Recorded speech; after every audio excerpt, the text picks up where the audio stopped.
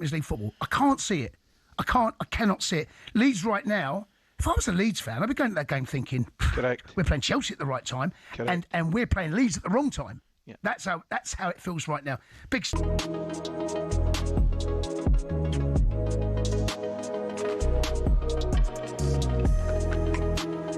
talkSPORT Sports Update, powered by the Nissan van range. Scoring a winning hat-trick of performance, payload and price. Search Nissan Vans or head to your local Nissan Van Centre.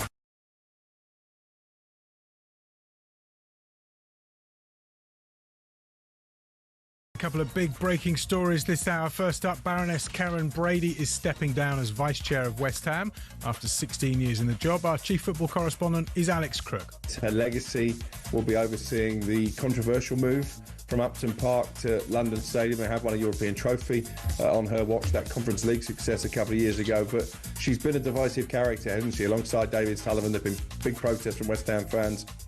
Baroness Brady stepping away to concentrate on her businesses and her role in the House of Lords. Jeff Stelling calls her a standard bearer for women in the male-dominated world of football.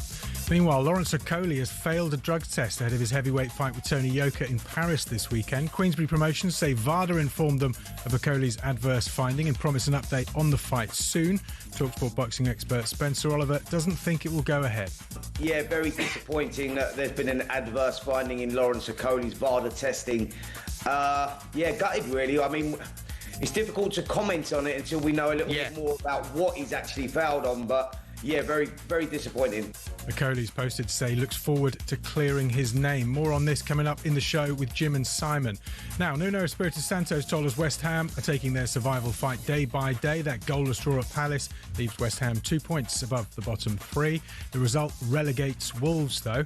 Former Chelsea manager Ruud Gullit says it's still too early to judge good coach Liam Rosenior, who took over from Maresca in January. You need to start from the start of the season, because then you have still opportunities to buy the players that you want as a coach. Now you have to deal with what you have. So therefore we can only judge him after next season, not now. Chelsea are on a 4-game losing streak without scoring a goal. They go to Brighton on talkSPORT tonight from 7 p.m. talkSPORT News. A former Foreign Office boss says there was pressure to appoint Peter Mandelson as US ambassador as quickly as humanly possible, and the unemployment rate has fallen unexpectedly. Amelia's back at past. talkSPORT weather with QuickFit. Our expert technicians can't do your spring cleaning, but they can keep your car's inbuilt safety tech in top nick. Visit quickfit.com and book today. In central and northern areas, patchy drizzle is clearing westward. For most of us, dry with warm sunny spells, windy in the south.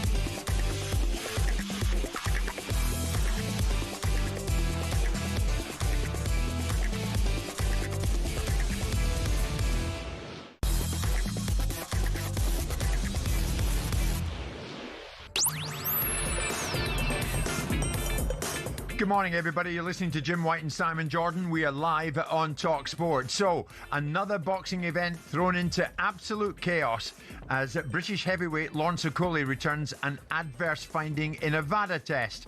We bring you right up to date with that very shortly, alongside promoter Frank Warren. Meanwhile, Karen Brady steps down at West Ham after 16 years as vice chair. Is this the beginning of the end for the current ownership in East London? Also today, after a goalless draw with Palace, have West Ham opened the door again to Spurs? Have Wolves been a story of a death by 1,000 cuts?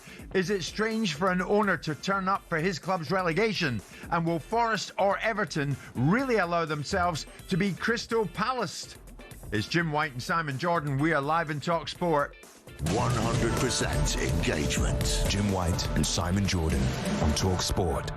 Simon, good morning. I often say to you, between the hours of 10 and 1, it all happens. But it's all happening this morning, and we will be the first to react at length, not least on the Lawrence Okoli story. Lawrence Okoli, the boxer, has returned an adverse finding in a VADA anti-doping test. But Karen Brady, vice chair at West Ham, has stepped down. I think it's going to be a busy morning, mate. Good morning. Okay.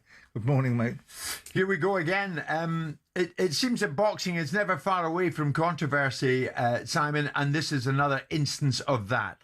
So, just as we were preparing to come on air, the news came through. Lawrence Okoli, due to fight Tony Yoka in Paris this Saturday.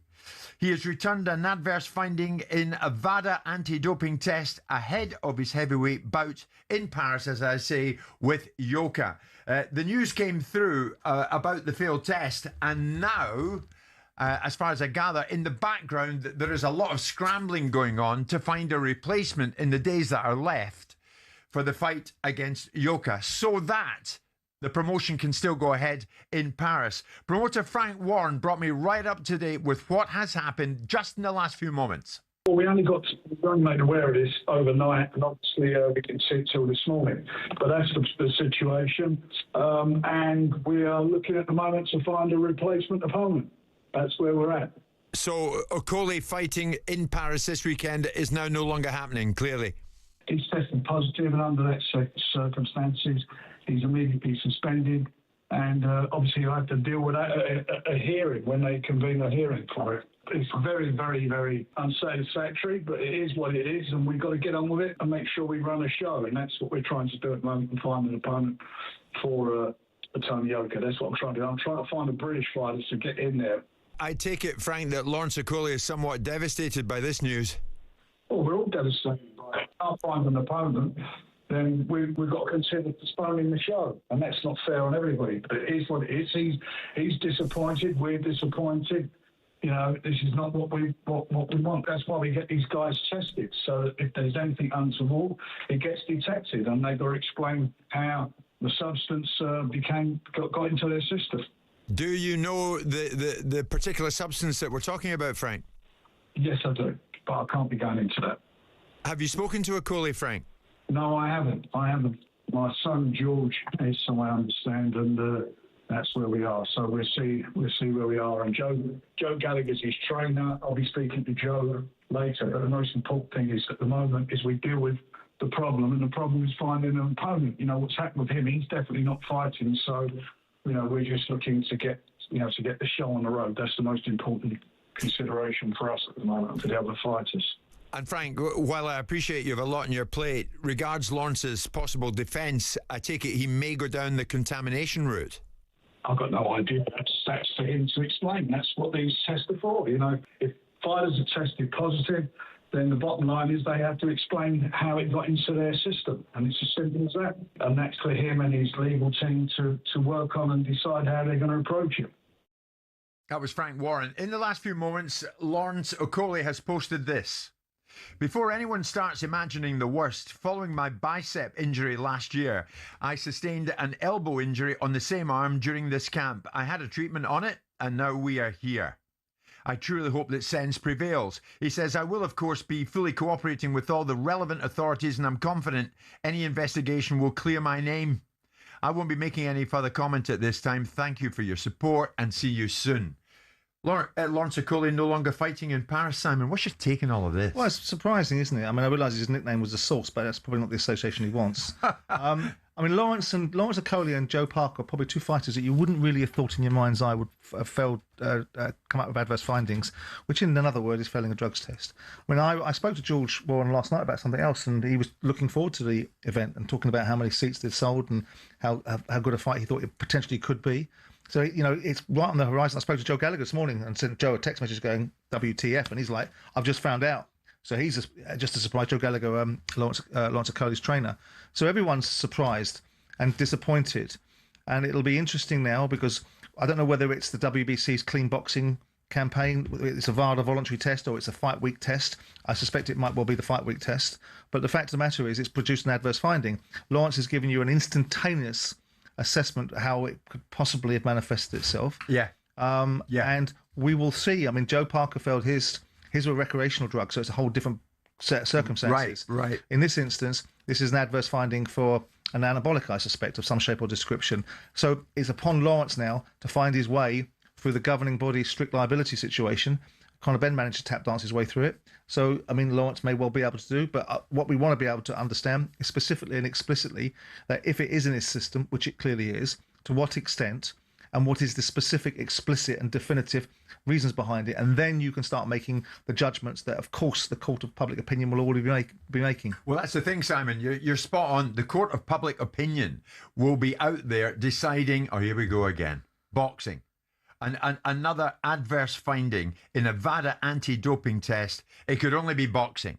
I mean, the sport, it never seems to get free of any controversy like this for any great length of time. Some would say that actually the nature of the sports construct is doing its job in terms of detailing and finding out circumstances. You do worry about sometimes about some of the tests and what they find and the reasons why they find it. Obviously, we've seen one recently in tennis with the #1 tennis player in the world.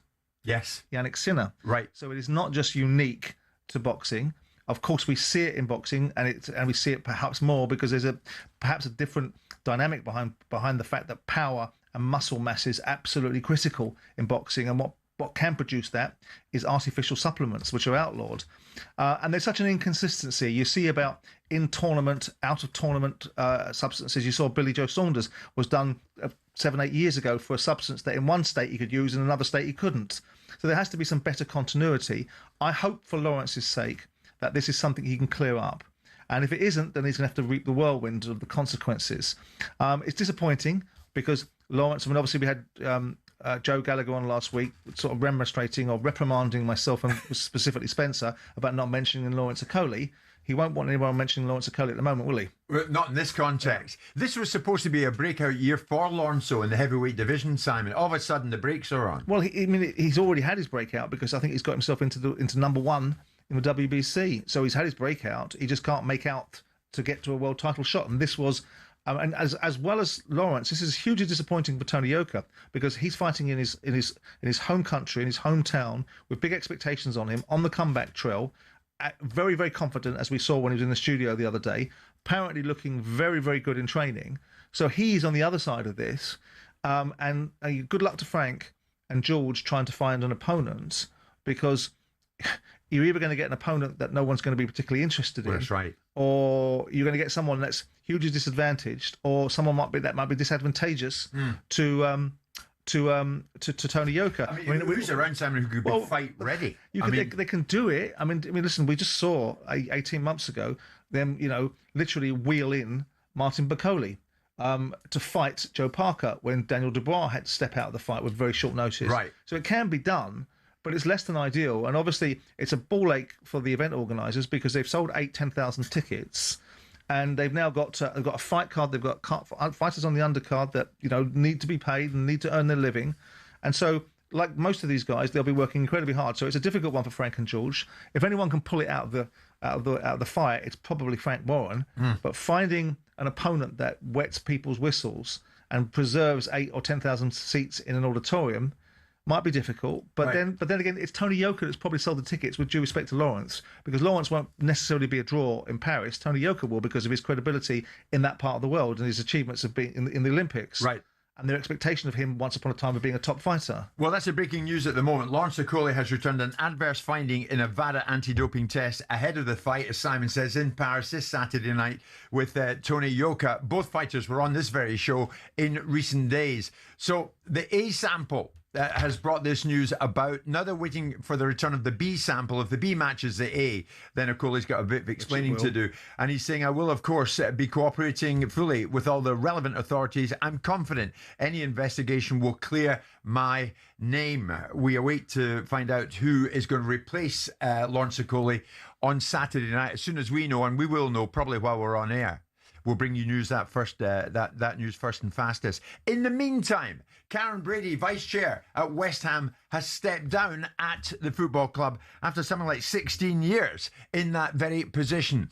So, sadly, after the passing of David Gold and now Karen Brady going, seems David Sullivan is the only one left.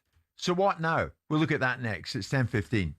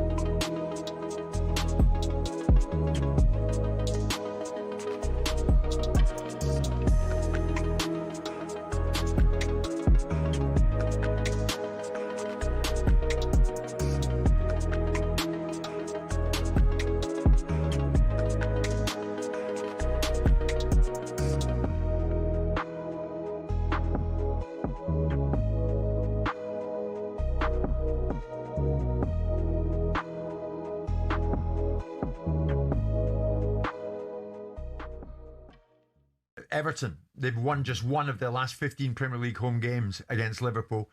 At the weekend there, they couldn't do it. They looked like it would be a point apiece at the end of it. Then Virgil van Dijk stepped up, and that was that. Liverpool won in the first Merseyside derby to be played at the Hill Dickinson Stadium. What are we talking about here, Martin? New home, new owners, but same old Merseyside gap. Not really. I thought that if they'd have won that game, Jim, they'd have been right on the tails of Liverpool this weekend. So that, David Moyes has done special things there, I felt. And without not the biggest of budgets, the constraints of the stadium and financial fair play and all the rest of it, and the problems that they've come through, I think they're pretty pleased that they got Moyes back in the position. But to lose like that in the dying seconds of the game would have hurt them. But they're not far away, Jim, from making that next step. Just looking at the league table.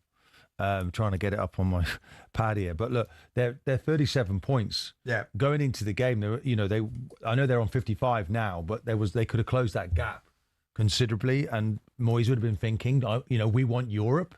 It could be Champions League, it could be Europa League. It's looking more like Europa League, but I think that's pretty decent when you consider what the club has been through. That changing from one ground to another. There's some difficulties. I think it wasn't until Burnley that they started to win at home, but away from home, he's been quite magnificent. His record's really good. I mean, they're in the pack, Simon, chasing Chelsea. Yeah, I mean, David's done what David does. He is a good manager. I think only a few times in his career, I don't think he was ever given a shake at Man United. I think everyone thought that was a poison chalice straight after Ferguson. I think the only two instances where David's really fallen foul of things was probably Sociedad and Sunderland.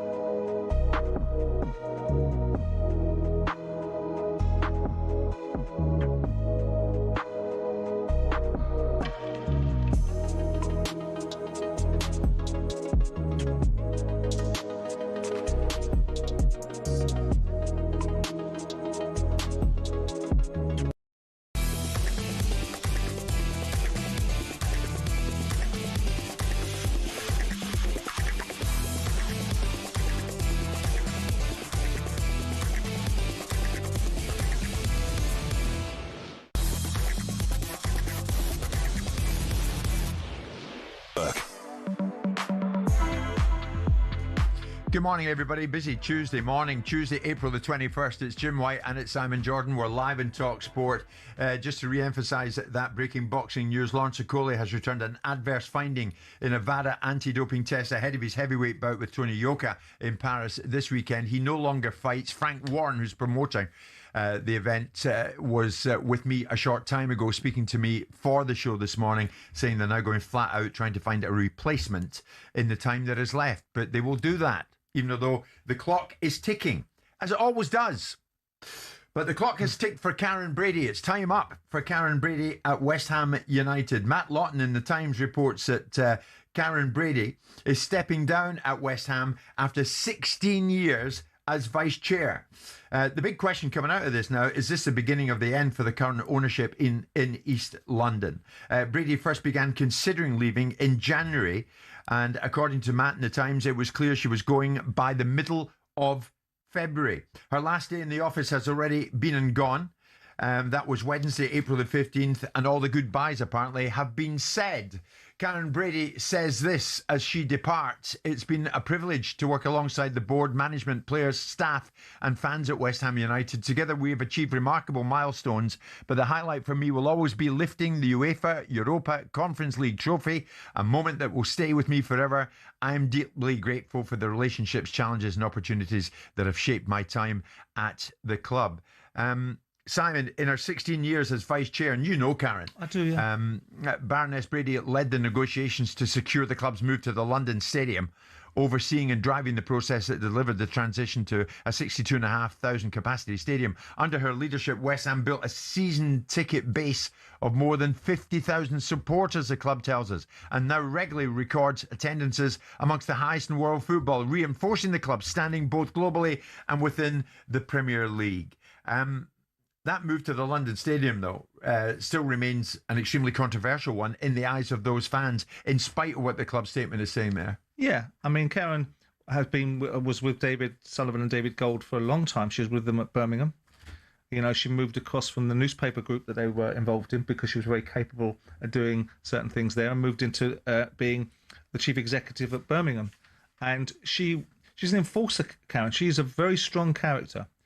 You know, there was an old expression, how do you know when Karen's not lying? Her lips aren't moving. But that was because that mean-spirited sort of observations about the way people do business. Karen was hard. I did business with Birmingham on a number of occasions, and it wasn't always the most pleasurable experience, and I've written about it, so there's nothing controversial about it. Very capable operator, you know, very capable at certain things, very motivated. I'm surprised she's been there as long as she has. I'm surprised she stayed with Sullivan and Gold initially as long as she did. I don't think she always saw eye to eye with them. I think that she's been very resourceful for them a number of times. She does a lot of their dirty work and gets things done, whether it's players being sold, circumstances being contended with, challenges being overcome, because she is very resilient, Karen. She hasn't orchestrated outcomes to be in the position that she's in. Yeah. In a sport that didn't necessarily welcome women in positions of management. You know, I remember when Steve Bruce was my manager at Palace, and he had fired a female masseuse because he didn't think there was a place for women in sport. And when he went to Birmingham, I told Karen, you do remember that, Karen, just remember that when you've nicked him from me to go to Birmingham. That was Steve's view on women in sport. And that was my little passing gift. Right. But she is very capable. Yeah. And I'm not surprised that the time has probably come now. It's become a very toxic environment. It's been toxic for some time, and now coupled with the toxicity is a declining team. As I say, I'm surprised she's been there. She's been with them for 25, 26, 27 years. Right. I mean, reportedly, Simon, she was asked to stay on by West Ham's co-owner, Daniel Kretinsky, but for now, her mind is made up and she goes. She's said to be set to continue to focus her broader business interests, including non-exec roles, contributions in the House of Lords, mentoring, leadership initiatives. So we'll see where that goes. She was on, very recently, she was on Sunday Edition right here on talkSPORT with Sean Custis, I think, and Henry Winter. And she explained her ambitions for the football club, for West Ham United, despite the angst that existed around it. A lot of people, they look at club directors and they think we're quite remote, or they think we don't care in the way that supporters care. Trust me, we care. We're always thinking about what can we do every day to make the club better. All we want to do is fulfil all our hopes and dreams and expectations our supporters have. We still have that expectation. We know this is a good squad. It has a quality about it. It hurts us just as much as it hurts everybody else. But it's our job to go and fix it. We can't sit there and go, oh, well, you know, what you're going to do. We have to say, right, what are we going to do? How are we going to fix it? How are we going to improve things? But clubs that do well are the clubs where everybody sticks together. When things are going good, you know, nobody needs support. It's when things are tough, when things are not going the way that you want, how you support each other, how you lean on each other, how you create a trust circle, an embrace of support. That's so important.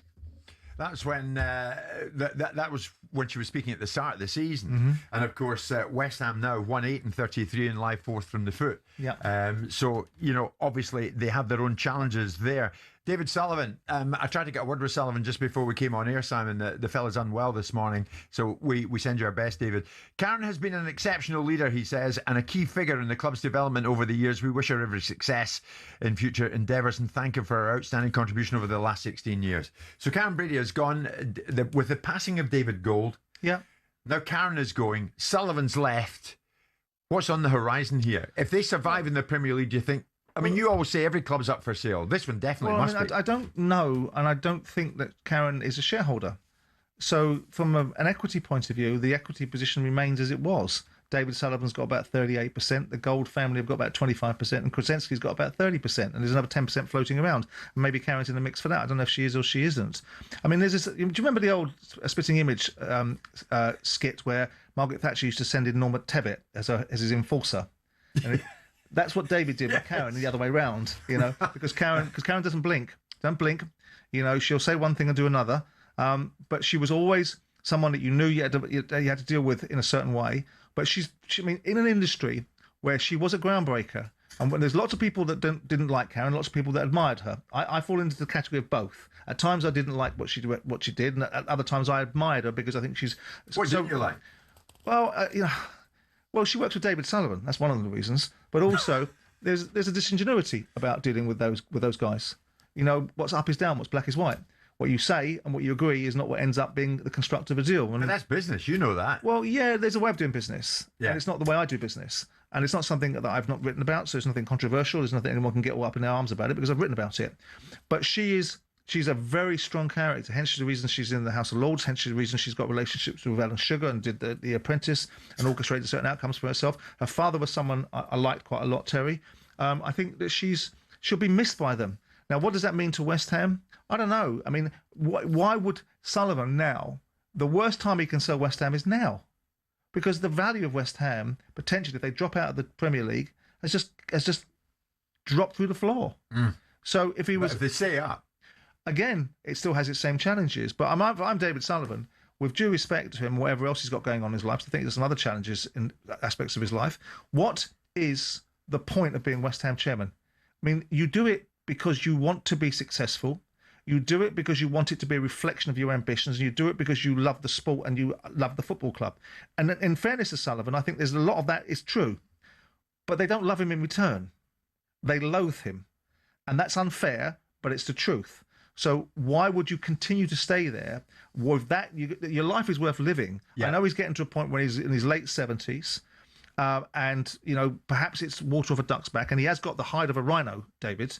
But what is the purpose of being at West Ham when all you get is brickbats, all you get is criticised? Even when you win, you lose. Yes. Even when you won the European Conference and you decided to take control of the Declan Rice situation, you were vilified by your fans. You had David Gold, and David Sullivan having been almost physically intimidated by their own fans. Yeah. They're held responsible for everything. I'm surprised he wants to be there. But again, it's about who wants to buy West Ham. I always thought that the Czech billionaire that's ballsing up the Royal Mail was going to be the guy that would eventually own West Ham. But that doesn't... Well, he's joint chair, isn't he, Daniel Kretinsky? It would seem, logic might suggest that he's going to be more front and centre. Now that 2/3 of the triumvirate, Gold, Sullivan and Brady, 2/3 have gone. Well, it depends how much. I mean, Karen was always in all of the meetings, whether it was the Premier League meetings or it was the Football League meetings, and they were a rare visit for me because I couldn't bear the Football League meetings. Karen was always there. She was the intellectual capital behind a lot of the thinking. She is as smart as paint. She's cunning, and she has attributes that some people would look at and go, that's challenging to deal with. But she is. You saw it in that interview. She talks about things that most of us would talk about, which is resilience and overcoming adversity. Everyone getting on when things are going well, but not so much when things aren't. Right. And so she's a very capable. They'll miss her. She might change their minds. Okay. But the West Ham fans doesn't seem like it. No. Once you've made your decision, you should ultimately then leave. Yeah. And how they fill that gap. I mean, obviously, Karen's role, I think, will become less and less front of house over the last 15, 16 years because she's up and away, isn't she? She's in the House of Lords, she's a baroness, she's got a different profile than just being a football club executive. She's in a different space now, and well done to her. OK, Karen Brady stepping down at West Ham after 16 years as vice chair. But the question remains, is it the beginning of the end for the current ownership in East London? West Ham drew last night. They would have liked 3 points. They didn't get them. They got 1. So they're still in the battle to stop themselves from going down. It is 10:30 this Tuesday morning. We're live in talkSPORT with Selco, where the trade goes.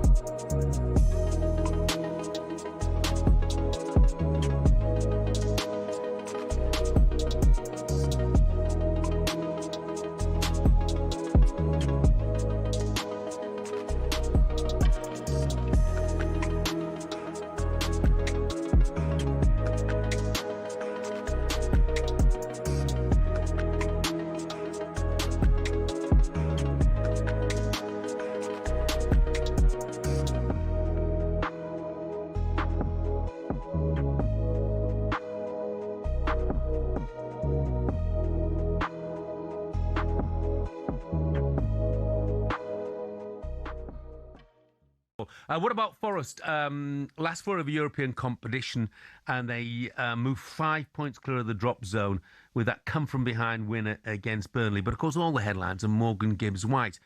Now, look, he wasn't included in the 35-man squad for the last 2 England internationals. Yeah. There's been a bit of a clamour for him to be given a chance. Is it too late for him? No, not at all. And a number of reasons. If he keeps continuing that form, but I mean, his hat-trick was excellent, particularly goals 2 and 3. I thought the header was superb. I thought the finish for number 2, the volley at the back post, was excellent as well, and a good finish for the first one. So it's a brilliant hat-trick. How many times have we said it, Jeff? Those 2 games, that 35-man squad ended up a good squad to miss, right?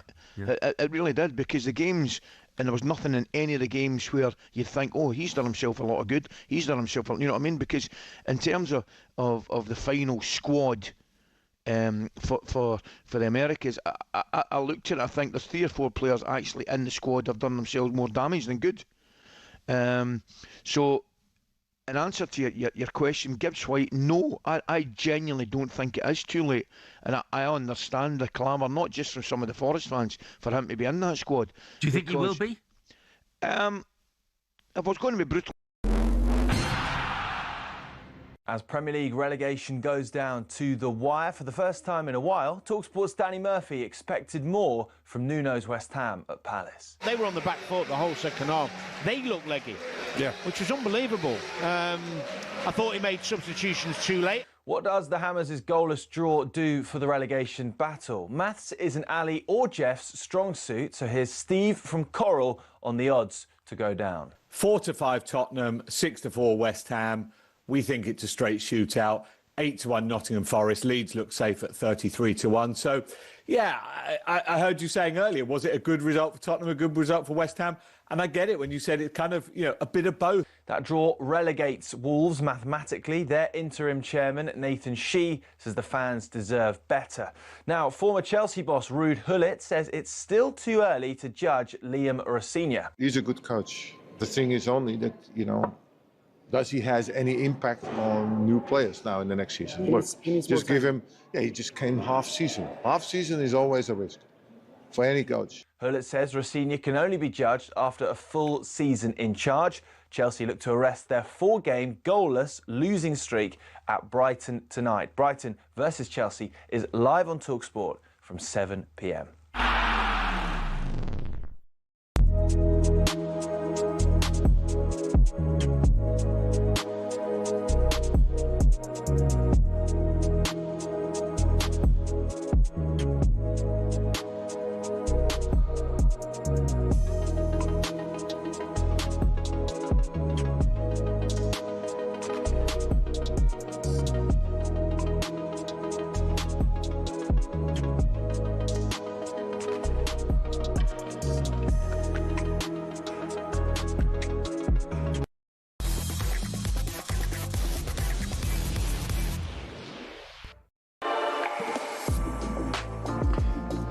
Good morning, everybody. Just gone 10:30 this Tuesday morning. If you've just tuned in, my goodness, breaking news all over the place. The boxer Lawrence Okoli has returned an adverse finding in a VADA anti-doping test ahead of his heavyweight bout with Tony Yoka.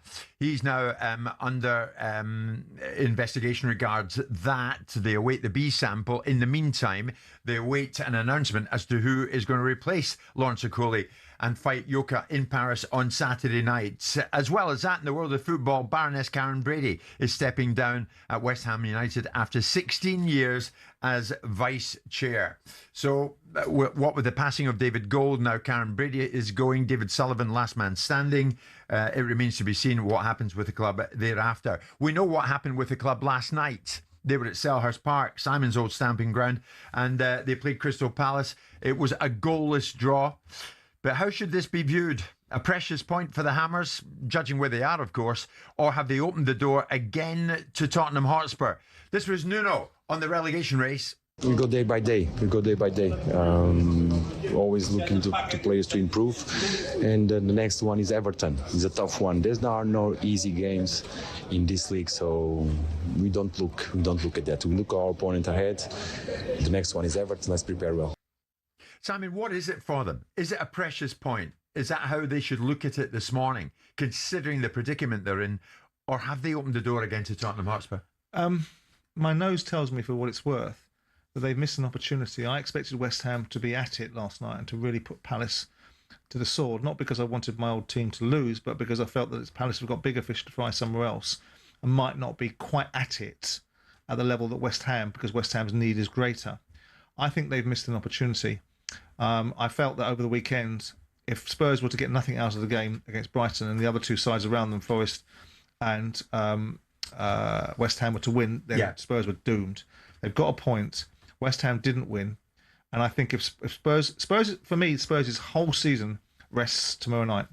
If they do not beat Wolves, they're done, as far as I'm concerned. They've got to win it. They've got to win against Wolves. And that will build momentum. And I fear for West Ham that momentum and that point that they took last night, which of course Nuno will suggest is a point gained rather than 2 points lost, might come back and haunt them. Because I think if Spurs can get a win and get some momentum going, then there will be a change. Almost like, I remember it with Palace when we had 2 games to go, we were going to get relegated, and I fired the manager, put Steve Kember in, and we turned on a sixpence. We went from a side that was relegated with the fans throwing their season tickets on a Saturday to a side that smashed Portsmouth away from home 4-2 3 days later, and then won the last game of the season against Stockport to stay up in the division. Different levels of opposition, but notwithstanding, it's still a pivot on a sixpence. A group of disparate players that couldn't hit a cow's backside with a banjo all of a sudden became a very good side because they got a different message. And I think if they beat Wolves, which they have to beat Wolves, I wouldn't be surprised if they go up to Villa and get a point on Villa. All of a sudden, then if West Ham only get a point against Everton, the goal difference will come into play. All of a sudden, West Ham are in the bottom 3. If Spurs win tomorrow night, West Ham are in the bottom 3 either which way. They're back in the bottom 3. You come round to the weekend. If Spurs can get a point at Aston Villa, it's a big if, right? I think it's a difficult game for West Ham against Everton because Moyes coming back will always create problems. But I think there's a real missed opportunity. When I was watching the game last night, besides the fact my feet were snoring because it was so boring. It was, yeah. I looked at it and thought, that's a missed opportunity. You're in decent nick, West Ham. Yeah. You've got players on the field that can cause damage. Bowen's in good form. The other boy, Somerville's in good form. The boy Fernandes is a good player. And Palace will just be a little bit off. Not because they're cheating their fans, but because their motivations are not as high as West Ham's necessities. So I think they've missed an opportunity there. And they'll breathe a sigh of relief if Spurs don't beat Wolves. But if Spurs don't beat Wolves, they're done as far as I'm concerned. It's a big ask. Spurs haven't won in 2026. Wolves are useless. Come on. They're useless. What we know about Wolves is last night's result saw them relegated to the Championship as confirmed. There's a small matter of pride, would you not think, amongst the Wolves supporter, amongst the Wolves players? They've managed to salvage some pride by not being the worst team in the Premier League in terms of points. Yeah. They've left that with Derby. Was it Derby? Yeah. Yeah. They've left that with Derby. I mean, Wolves, Simon, have been a story of a death by 1,000 cuts, have they not? After circling the drain for some time, was this a mere inevitability?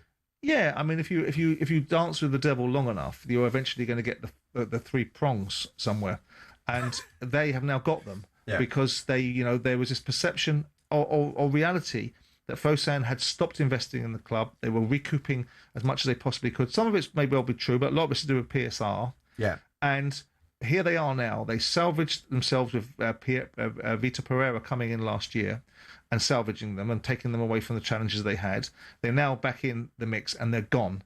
And you look at it and you see yourself, there's 4 teams in the bottom 5 that have been managed by Nuno Espirito Santo. You know, Tottenham, Wolves, Forest and West Ham. So I'm not sure that's much of a calling card. Well, I mean, after 33 games, the club has 17 points, Wolves. They've won just 3 matches all season, scoring a league low 24 goals. You wonder what the fans think when they hear a statement like this from the chairman, Nathan Shee. Confirmation of our relegation is a difficult moment for everyone connected to the club. Yeah, we're clear on what needs to improve, and our focus is now on strengthening the club, building momentum, and creating a team our supporters can believe in. I mean, I would have thought, Mr. Shee, that's a bare minimum. Well, he has to say something like that. I just wonder why it's better to do that in the Championship than it is in the Premier League. I mean, that seems to be the message. I think he's basically saying we've got our medicine. We're going to take it. We're not abdicating responsibility. We'll be here standing tall and trying to give the team and the manager the best opportunity to get back into the Premier League. My only hope is that Middlesbrough pass them on the way up. Well, on that very topic, Wolves go down to the Championship managed by Rob Edwards, and you still haven't forgiven him for jumping ship from Middlesbrough to Wolves at the time that he did, having been given the opportunity by Steve Gibson. That still rankles with you. It doesn't rankle with me. It's just something that I think people will say, well, like Sean Dyche was off on some tangent about how managers don't get it when owners do it to them. But when owners fire you, you get paid, Sean, and damn well you know it. And you might not get paid every single last penny because your contract's been negotiated in such a way there's a mitigation in it, but you still get paid for failing. You still get shuffled out the door with a paycheck. When you get a job and you get given an opportunity and you get poured into an environment and everything's brought in to back you, everything's brought in to support you, you're made to be felt the most important person, you're given all the tools that you invariably want, and then 5 months down the road you decide that's not for you anymore because a better opportunity comes along. I don't think that's admirable. And people will say that's because you've got an owner mentality. You were a bit heavy on it. I mean, I do remember you sitting there one morning saying to me, I hope Wolves get relegated. I do. Well, you got your wish. I did. Not because I've got anything against Wolves fans, but because I think there's a fundamental, inherent... That's why I admire Kieran McKenna. He's taken Ipswich up, stayed with them. He was courted and probably had great opportunities. Stayed with Ipswich, stayed with them when it went down, built a relationship. I hope Frank does the same with Coventry because he's built some success for them, and I hope they all grow together. Yeah. And no one begrudges people. I never begrudge somebody when they've done. I never mentioned one thing about Thomas Frank leaving Brentford to go to Tottenham. Never uttered a word about it because he'd earned the right. He'd earned the right to take the next step. But when you've got managers like Gary Rowett did it a few years ago, and Marco Silva did it when he jumped out of Watford, right? And this guy did it, and I look at it and go, well, that's wrong. And they're very quick, the PFA or the LMA, they're very quick to jump up on their little bandwagons when it comes to something being done to their members. Yeah. But when it's their members that do it, there's silence. And you sign a contract. If that contract is something you've been given, you've negotiated, you've been given support and back, because not only do these people leave your club when it suits them, they come back and take other things from your club. They undermine you. So not only have they left you in the lurch a little bit and upset your particular momentum, they then come back and say, well, I want my coaching staff and I quite fancy this player as well. So he gets unsettled. And all that comes. So it's not just the instantaneous effect of a manager saying, I'm a treacherous hound, I'm going to leave because it suits me best. I'm also going to come up. I'm not quite finished with you lot. Thank you for giving me an opportunity, but I'm going to come back and unseat you as well by disrupting some of the stuff you've got inside your business. Who gets to the Premier League first, Simon? Wolves or Middlesbrough? Well, I mean, I would always hope for Steve Gibson because I admire him. Yeah. I think there's someone that can stay with a football club as long as he has done. Yes. And support it in all the ways that he has. And having spent time with Steve and watched him in operation in Premier League meetings and watched him over the years, and the fact that he doesn't court publicity but keeps on writing out cheques, tells you what kind of person he is. Yeah. Middlesbrough sit 5th this morning, so they're in that playoff zone. Wolves down, and you have to wonder, are Leicester City going to be down as well? Because they're in the Championship, but looking at life in League One. Leicester City against Hull tonight, a game where Leicester's relegation to League One could be confirmed, but the owner's pitching up just to be there anyway. We'll get to that very shortly. 11:15 on this Tuesday morning.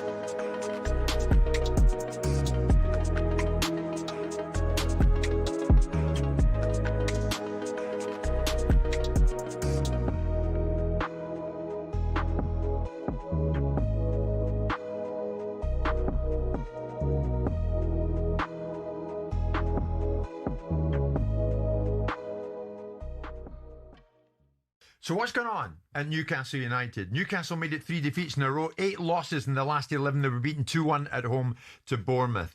And yet, going into this game, Eddie Howe was more or less pretty upbeat, as you'd expect. In terms of my fire is burning very, very strongly. That's no guarantee, obviously, from my side, what's going to happen in the future, because, as I've said, the forces that move in football clubs, they move quickly. But my fire is there. There's loads of wood stacked up, and I'm ready to put it on it. That was before the game against Bournemouth, a game they lost by 2-1 at home. Eddie spoke to the written media post-match. This was a reporter engaging with Eddie regards what he feels he is, or maybe not, getting out of the players. Now, before he answers, it's the all-important pause that comes from Eddie. You spoke yesterday about your fire being as strong as ever. Do the players have the same fire inside them still?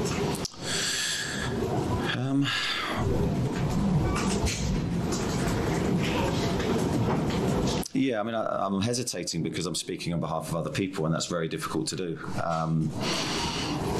I believe they do, and as I say, from what I see in the training ground, I don't see any sense of poor attitude or poor commitment to their work. I see a group of players that are always giving their all. I don't see an issue in that, and if I did, I would say so, or I would say behind the scenes and make the following adjustments. Of course, we all need to give more. The players need to give more. I need to give more.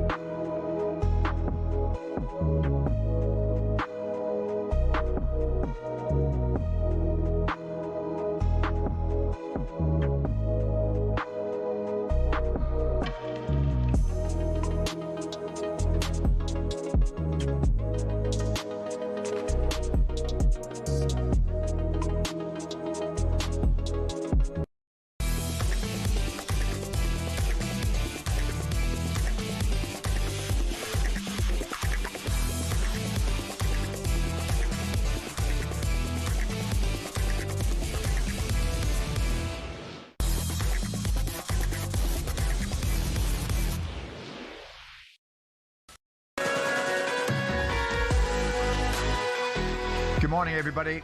Coming up to 10 to 11 this very busy Tuesday morning. Jim White and Simon Jordan live in talkSPORT. Financial expert Stephen Borson is going to stop by very shortly. We will bring you up to date with events in the world of football finance. And there's plenty going on there, Simon. There always is there not?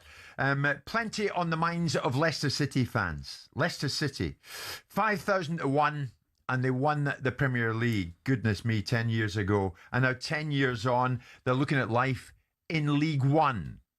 Championship club at the moment. But now, the game against Hull tonight, their relegation to League One could be confirmed. Leicester, quite simply, have got to beat Hull to avoid that fate. And now the Leicester City owner, top, Shrivand Hanaprabya, is heading over to the game tonight. And I don't think his timing is all that great, Simon, because fans are set to continue protesting against the ownership tonight and demanding that Top and his people sell up and leave. But you can expect that, can't you? Yeah, that's the de rigueur now, isn't it? Yeah. I mean, the club has never really been the same since the tragic passing of his father. And it's such an ignominious exit to some extent if he does go now, because they are going to League One. They've done their very best to tap dance their way through every regulation over the last 3-4 years. It's finally caught up with them at their weakest moment, when they needed those points. In other situations, they probably didn't need those points. Yeah. In this situation, they do. And now they're going to find themselves in League One. The performance on the field is abhorrent. It's way beneath the quality of the playing squad that they've got. It's totally and utterly unacceptable. The players have no excuse. Yeah. They can't hide behind the 6-point penalty, because even that penalty being reinstated would still, I think, put them in the bottom three. And there's a squad of that level with plenty of Premier League players in there, plenty of people that have had plenty to say for themselves over the years. The boy Chowdhury running around the field after the FA Cup final with a particular flag over his shoulders and making his particular world observations known to everybody. Yeah. All that sort of stuff. And here you are now in League One. Exactly. And it's a shame for Leicester fans, because it's such a remarkable story what happened in 2016. It was a worldwide phenomenon. And obviously them winning the FA Cup with Brendan. And here you are now. I mean, it's not happened before. They'll come back again. Ipswich won the UEFA Cup in 1981 and spent 25 years or 20 years out of the Premier League. So these teams that have been successful do find themselves dropping down. Leeds, I mean, come on. There's no bigger club than Leeds in this conversation. Of course, it can happen, and you're spot on, but you just don't want it to happen to your club. So Shrivadhana Hanaprabha comes over tonight. He would normally, Simon, watch Leicester games in Bangkok, but he's decided that he's got to be there. He's got to be there tonight. I'll get to more of that in a second. In a message circulated on social media, though, the Leicester fans have declared a total dereliction of standards from the owner and the board, along with zero accountability, which has caused this incredible mess. So they're giving it, what have you lot been up to that's brought this about? Yeah, okay. So when you've got to bankroll this football club, do you think there's zero accountability then? Because I would imagine Leicester have been losing quite a lot of money and have been losing it for some time. So to say it's zero accountability is just emotive tripe. They will get served up because the financial ramifications of it are significant to them. So but Simon, there's nobody reading the room at the King Power. What's the point of him turning up tonight? Well, some would say, we talked about who made an observation the other day. That little twerp at Tottenham, Christian Romero, that people don't speak when they don't stand up when they should be standing up.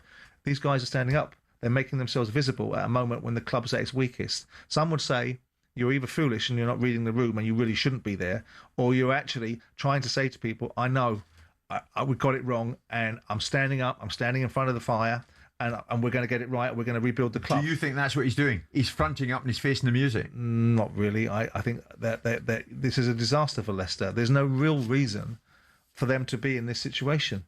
The only reason they're in this situation is because there's clearly a lack of direction inside the club, and a fish rots from the head down, right? So if you're not involved, invested, or understanding of the decisions that you make, they've been very adept at hiring Nick DeMarco and getting themselves around challenges for their own mismanagement of finances, and that is overspending and trying to be more ambitious than their finances had allowed them to be. Yeah. But now they find themselves in League One, and they're going to see. You look at their points total now. They're on 41. I can see it on the screen. They got the 6 points back to 47. They still wouldn't be out of the bottom three. Right. So it's not just the points that have taken away from them. Yeah. It's their absolute abject performance. Gary Rowett has done nothing, and I'm surprised that Gary wouldn't have given them a little bit of a bump because he's a decent manager. But those players have got to look at themselves, because that is appalling. Yeah. Now you can blame the board, you can blame the responsibility for the chief executive, and you have every right to do so. But make sure you catch everybody with that as well, because it isn't just the board or the chief executive or the manager, it's those bloody players as well. Well, the fans have been there. I mean, I was at Leicester, I think during the season that they won it, and I thought the supporters were fantastic. Now at the moment, they're a fairly depressed lot, and why wouldn't they be? Many of them going to gather at the front door at the end of the game tonight, so we'll see how that develops. But what about this?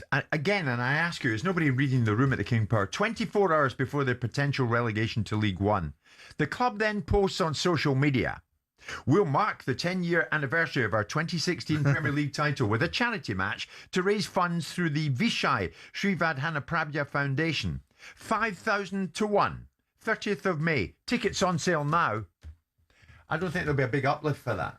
Well, I mean, what's the charity? The timing of it. No, I know, but what's the charity? They probably think they've had a commitment to do something for a charity, and they can't now pull out of it. And of course, they will know. I mean, no one is that tone deaf, are they?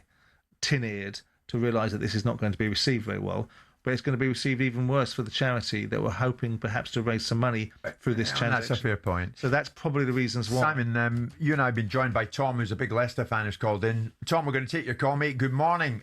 What about tonight? Are you going to be one of those protesting at the end? Oh, hi there, guys. I'm going tonight, and I won't be protesting. I'm going to take stock of things and evaluate a little bit on myself. Haven't been able to get to many games this last 18 months, it's been a pretty depressing time for the club overall. But I'm looking forward to going tonight, despite the situation, and sort of taking stock of things, a little bit more perspective than maybe a lot of fans are showing at the minute. Fair enough, Tom. Where do you attribute the blame? Do you look at the door of the owner? No, I don't look at the door of the owner. A lot of the fans have used that as an out, and I agree with Simon on a lot of what he says and suggests, and it's very easy for the media to jump on this 10-year anniversary of how bad the club's crumbled in that time. But for me, it's a little bit more of a managed decline through the restrictions of the Premier League at first and the EFL with the PSR regulations, and I think, as an owner, I think we're so fortunate to have had this family come in as owners, and yes, Top may not be the same in the same skin as his father, but I do think there's something to be said for the work that they do behind the scenes for charity, and the fact that he turns up at a place where his father lost his life. For me, just speaks volumes of them and as individuals. So I've got a lot of respect for the family and the ownership.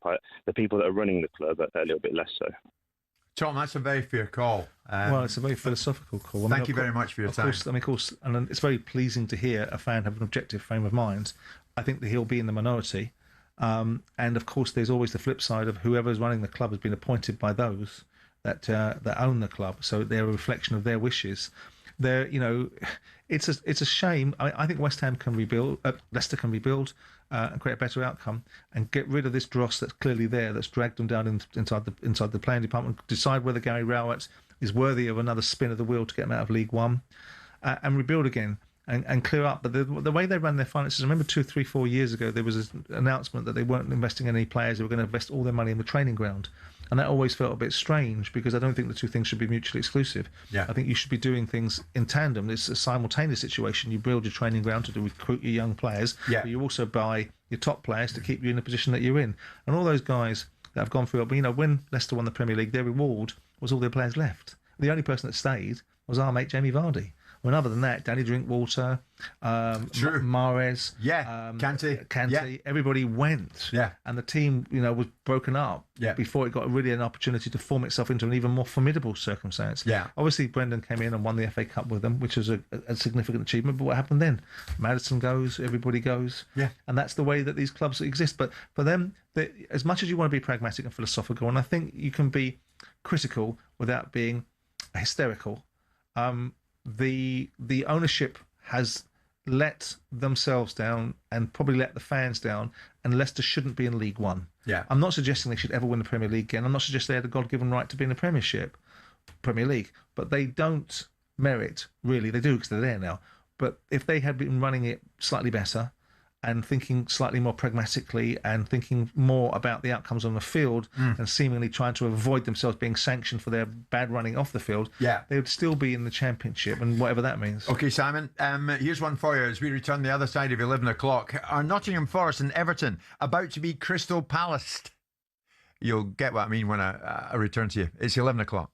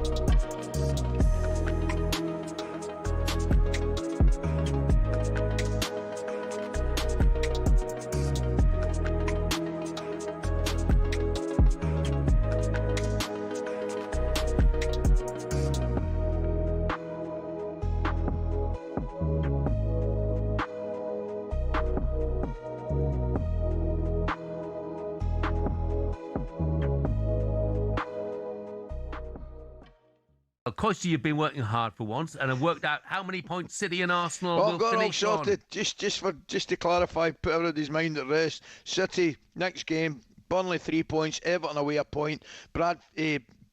beg your pardon, Brentford home 3 points, Bournemouth away 1 point, Palace at home 3 points, Villa 3 points, that means they're going to get 14 points, Arsenal, Newcastle at home 3 points, Fulham at home 3 points, West Ham away 1 point, Burnley at home 3 points, Palace away 3 points, Arsenal are winning it by 2 points. Let's move on. Arsenal winning it by 2 points? Yes. Just run through those again for me. Sure. Sure. Okay. City, go through the City. What you give City? 3v Burnley. Yes. Yeah. 1 at Everton. All right, okay. 3 at... Is it Brentford? Yeah. 1 at Bournemouth. Yeah. 3 at Palace and 3 at Villa. 14? Yep. And you give Arsenal... 3 at Newcastle. Yeah. 3 at Fulham. Yeah. 1 at West Ham. 3 at Burnley and 3 at Palace. Well, that's 13. Correct. But remember, I've got a game in hand. Arsenal, so you're saying City win it? No. Remember, because City have played 1 game less. Yes. And they're 3 points behind. Right. Okay, yeah. 60. You got it? Yeah. Okay. But you're giving... this is working well, isn't it? I said to you, Ollie, so I said this is going to be a disaster. From their remaining 5...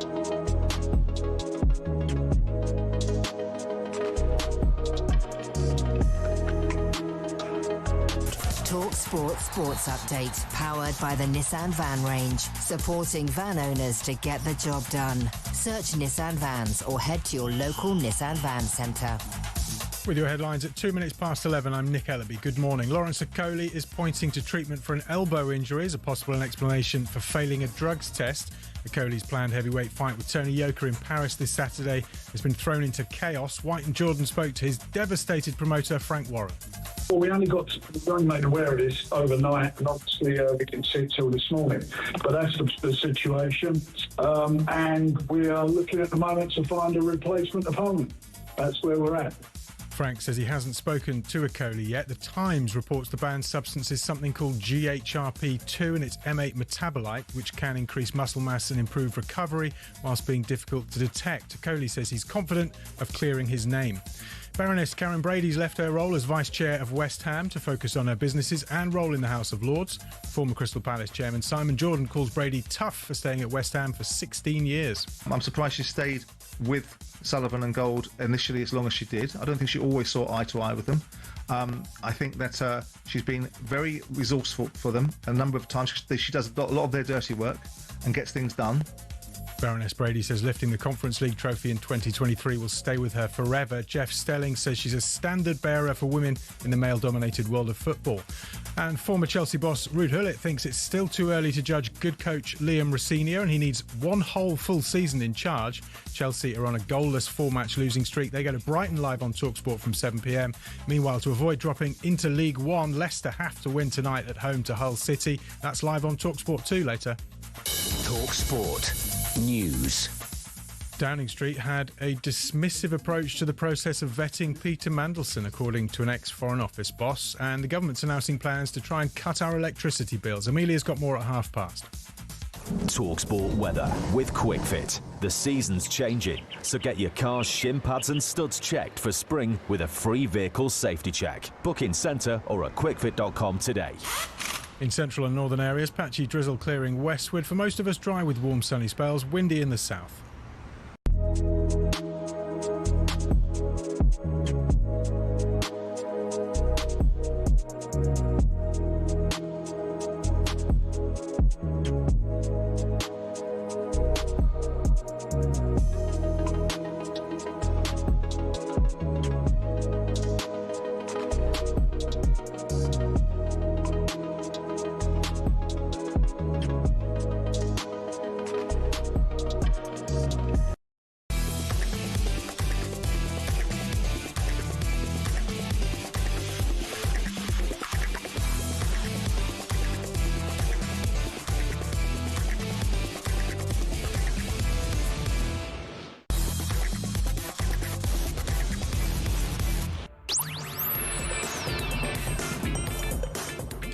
Good morning, everybody. Just gone at 11 o'clock on this Tuesday morning, April the 21st. It's Jim White and it's Simon Jordan, and we are live on talkSPORT. A lot going on in the world of boxing. As you heard, Lawrence Okoli now no longer fighting this weekend in Paris. A lot going on in the world of football. Baroness Karen Brady stepping down after 16 years as vice chair at West Ham United. And of course, with the passing of David Gold and now Karen Brady is going, David Sullivan, last man standing. More on West Ham and the news coming out of there as we get it. You will not miss a trick right here on this show. Football finance and legal expert Stefan Boston has stopped by, and there are a variety of reasons for that. Stefan, good morning. Morning. It's a busy old time of it. UEFA rules dictate that clubs governed by the same ownership cannot compete in the same competition. And we've begun to get our heads round this. Stefan's head is round it, of course, so is Simon's. Mine very definitely was not. And it seems neither was John Textor's in his time at Crystal Palace. Clubs often get around the situation by owners placing their shares into a blind trust to signify they are no longer a person with significant control at the football club. Now, I mentioned Textor. Do you remember last summer when Nottingham Forest were the beneficiaries, ironically, as Crystal Palace fell foul of the MCO rules due to the ownership of John Textor at Palace, yes, but at Lyon in France as well. It saw Palace demoted to the Conference League as Forest were promoted to the Europa League. And Simon somehow managed to persuade Textor to come to this studio from Paris and explain all. I'll admit to not even thinking about the issue. Of course, I have to. But I also read the rule. So please read the rule yourself. Like, everybody's talking about it like it's so obvious. The rule's very clear. If you have decisive influence, you may need to consider this. I don't. I didn't. If I had decisive influence, I wouldn't have been trying to sell the club starting in June of 2024. And if UEFA wants to look what they're doing, if you have a multi-club problem, they say, well, sell off your interest or get out of governance. Well, I did. I hired an investment bank. I was already out. So if that evidence is so clear, why are UEFA dragging their feet on this? One, I don't think they're dragging their feet. Two, I think they have safe harbor in this issue of decisive influence. But given the situation that Lyon was in, a possible relegation, why would they start this whole debate of people applying for appeal and stuff if they didn't have to? The draw isn't until, I don't know, when, August? They have time. Yeah. Now, it feels like they're dragging their feet because we as fans, we want to know. We want our team in. Yeah. But honestly, I think they were shocked as anybody. Well, in spite of what Textor was arguing, and even after Palace took their case to the Court of Arbitration for Sport, UEFA denied them entry. And Crystal Palace, as we know, dropped down from the Europa League competition and played in the Europa Conference League competition, and they're still in it. So Textor might have a smile on his face, Stefan, if and when Palace go on and win that. But here's the thing. Companies House documents on April the 17th showed that Evangelos Marinakis, the owner of Nottingham Forest, is no longer a person with significant control at Forest, placing his shares into a blind trust. So are Forest, for one, not now going to suffer anything like the same fate as Textor and Palace suffered? Well, they say they're very confident that they've addressed any potential Article 5 issues. Article 5 is within the UEFA rules around conflicts. So they say that moving Nottingham Forest into a blind trust now means that they fixed that problem. The issue is that, if you recall last year, UEFA adopted a very, very strict deadline of the 1st of March and said, if you have not carried out what you need to carry out to separate the organisation into non-conflicted entities, it will not work for our rules. And Crystal Palace said, oh, well, there must be ways around it. There must be discretion. You must have used discretion in relation to, in particular, Nottingham Forest. That was never established because what happened was Nottingham Forest didn't qualify for the same competition as Olympiacos. So the actual issue that Crystal Palace were pushing there was never formally tested by CAS. And so it was a moot point as to whether Crystal Palace were right that UEFA ever offered discretion to the 1st of March deadline. The hard and fast rule, as we know from last year, is 1st of March is key. That would mean on the face of it that potentially Nottingham Forest have carried out the blind trust too late, and that the changes that have been adopted by Nottingham Forest, because they come after the 1st of March, will not work. Now, there's a proviso there, which is they may well have been in discussion with UEFA since before the 1st of March, which means that UEFA are happy with it, but UEFA won't comment and won't tell the world whether that's the case or not. So we don't know. But Nottingham Forest are confident that it's worked. We don't know what the position is from UEFA, but last year it looks like the 1st of March was a hard and fast rule. So it's a bit of an open question. It will be a question every year for every one of these clubs in multi-club organisations. It's a question for Everton. It's a question for Chelsea. So Everton obviously in the same group as Roma, Chelsea in the same group as Strasbourg.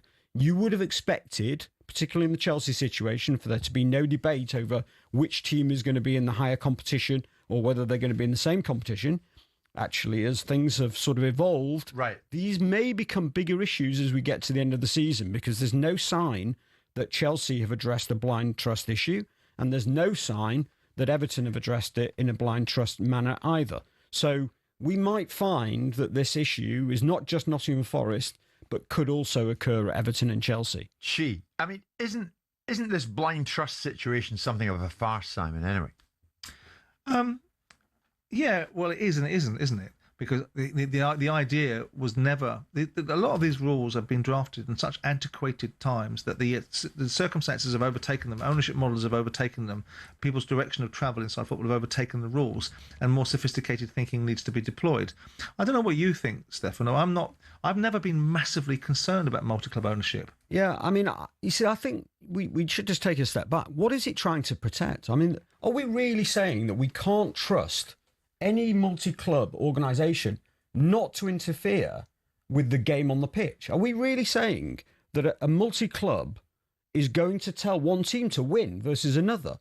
Are we really suggesting that there's so little integrity in the sport that we can't trust any club that owns more than one club to not interfere on the pitch? It affects their books in a productive way. Well, I mean, Texter was I don't know. Saying, what have I done wrong? I'll tell you what you've done wrong. I don't know. You can't do what you've been doing. Okay, but Texter said as soon as the captain got the FA Cup in his hands, he started to panic. Okay, but I ask you the question. Are we really saying that the Freakins are going to look at a game that comes up, let's say next season's Europa League, comes up, Everton-Roma in the semi-final. Yeah, are we really saying they're going to say, oh, we want Everton to win this? Player reserve. I mean, players, really? yeah. Are we really suggesting that? Yeah, but two guys should know. You two should know. Them's the rules. I'm sure they're the rules. They're the rules, yeah. The question that you put to Simon was whether we need to be worried about these conflicts and this blind trust situation and Article 5 in any event. I would say, I think there's a question mark whether we really need to be so cautious in our trust of owners that we need rules that stop these two teams playing each other. Anyway. I mean, it's a charade anyway. Why? Because, come off it. Marinakos may be, on paper, putting his ownership into a blind trust, but who do you think issues the instructions to the people that work within the business? Marinakis. Well, no, I don't think you... Well, that's a bit of a... Is that what you're suggesting? It's a bit of a statement to say that Marinakis will still control it in a post-blind trust world, although I'm sure there are nods and winks that will go on. In a blind trust, let's just say, for example, in a blind trust, right, and Nottingham Forest needs some money during the season, where do you think it's going to come from?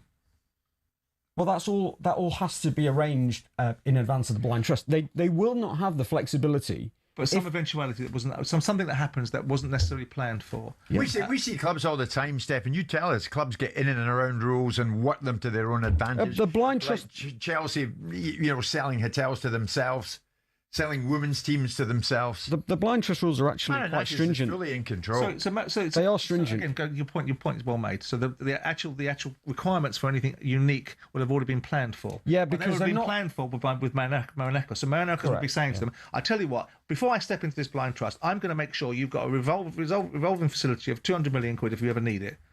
But the architect of it is still going to be Marinakos. And whether he's got control over it going forward, he will have provided the solution to the problem, even when he's absent from the outcome. Look, it's certainly true that the law firm that's running it, in the City of London, is not going to be putting their hand in their pocket to fund any shortfalls in any financial situation at Nottingham Forest. So that's definitely true.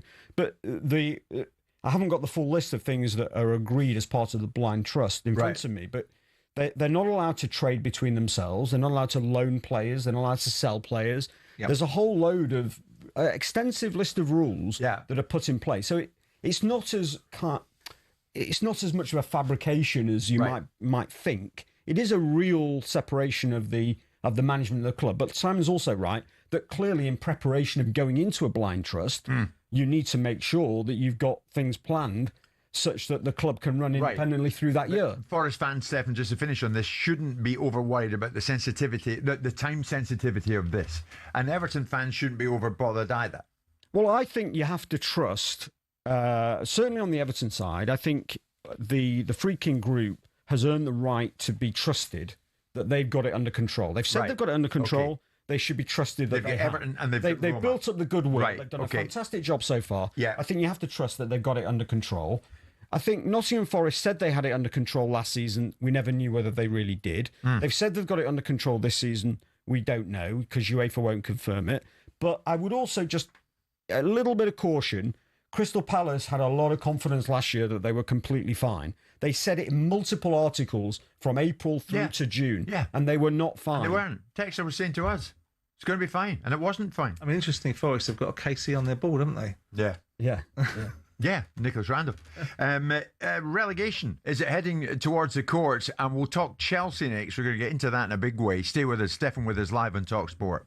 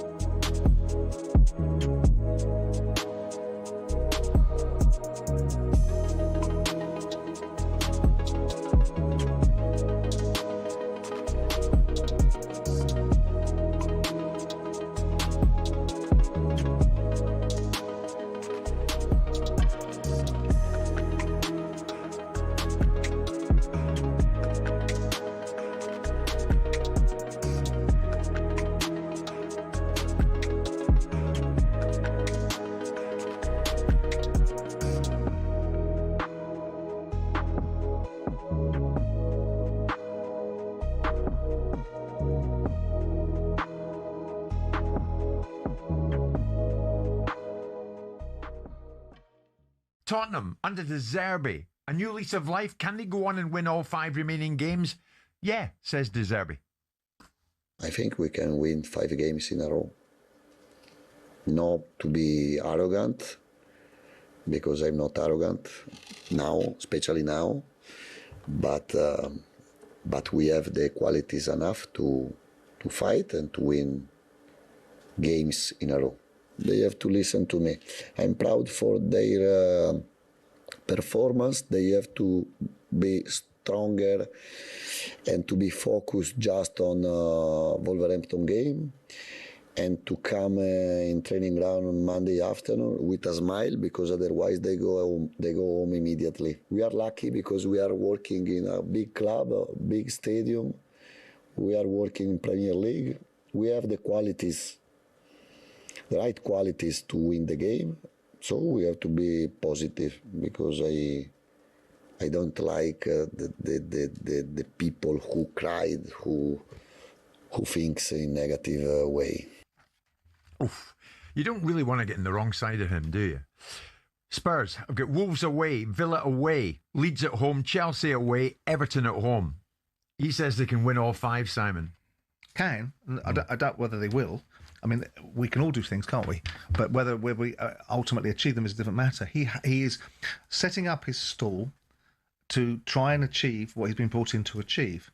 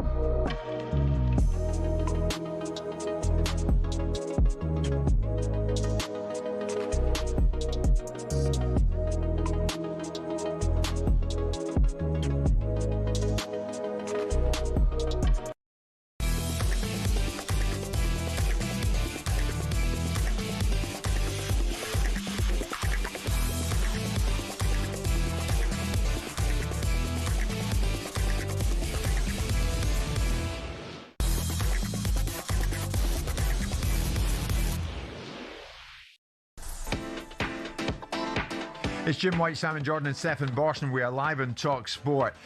Stephen is a man in demand at the moment, so because he has to leave us at hour, I'm going to fly through some matters pertaining to certain clubs.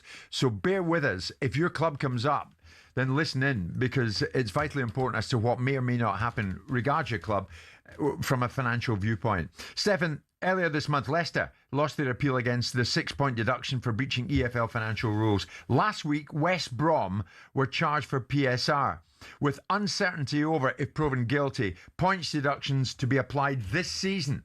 Now, they're living precariously at the moment in the Championship, and they wouldn't welcome any points deduction. What is there a latest? What do you know about West Brom this morning? Well, the issue is that we don't know exactly how much they breached by, because there's if you do the maths. Well, I saw something the other day saying, because I took a brief stab in the dark at it, looked at what their numbers were over the 3 years, and then factored in some allowable adjustments, and I got them down to about 42 million. And I saw something saying, floating around in the ether by one of those busy guys that understands other people's accounts, but they were close to that. So that's Swiss Ramble, who's the best on this, predicted a 1 million miss. That's what I thought. Yeah, 2 or 3 million. However, that 1 million miss was predicated on certain entries around debt repayments in the prior 2 years. And effectively what it means is if the EFL has taken a very strict view on a couple of these lines within their accounts, all of a sudden a very, very narrow miss, which in any event is still bad, because it's still got to put themselves through a process. Right. But it could be a meaningful breach. And if it's a meaningful breach, they can expect a meaningful sporting sanction, which will impact this relegation battle. I don't know how they're going to do it now, given the timing, right? It is a really big issue for them, because West Brom... 3 games left. Yeah, and West Brom are going to be able to say, well, okay, if you want to take us to a full commission, which is what's going to happen, we need proper time. We don't agree to an expedited process. Why would we? Mm-hmm. And then there's the appeal, and all of a sudden the lead KC that they've got on their case. So problems on the horizon. We just don't know when. Yeah, and we don't know the not scale. Now. Yes, it's live now. It could be now. Yeah, it's a big problem. They breached. They definitely. They don't admit they've breached, actually. So the EFL say they breached. West Brom do not admit they breached. No, but we don't know the extent. They say the club will continue to cooperate with the EFL's club financial reporting unit. Looks forward to resolving this matter. Yeah, they don't look forward to resolving. Well, Stephen, I want to put the Chelsea situation into perspective.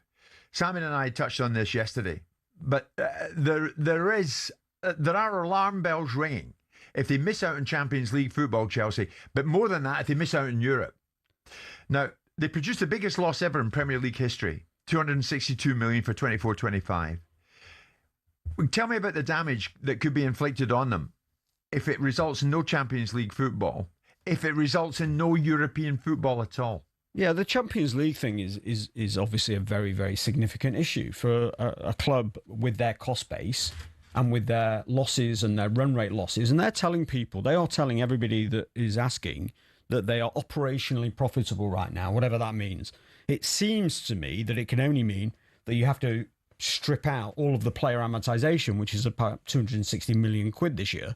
So sure, if you strip out one of the biggest lines in your P&L, you can make that claim. Then maybe you are operationally profitable. But to be frank, even then, it's a bit of a challenge going forward, because they won't have the Club World Cup money. And if they drop out of the Champions League, obviously they'll also drop £80 million of UEFA prize money.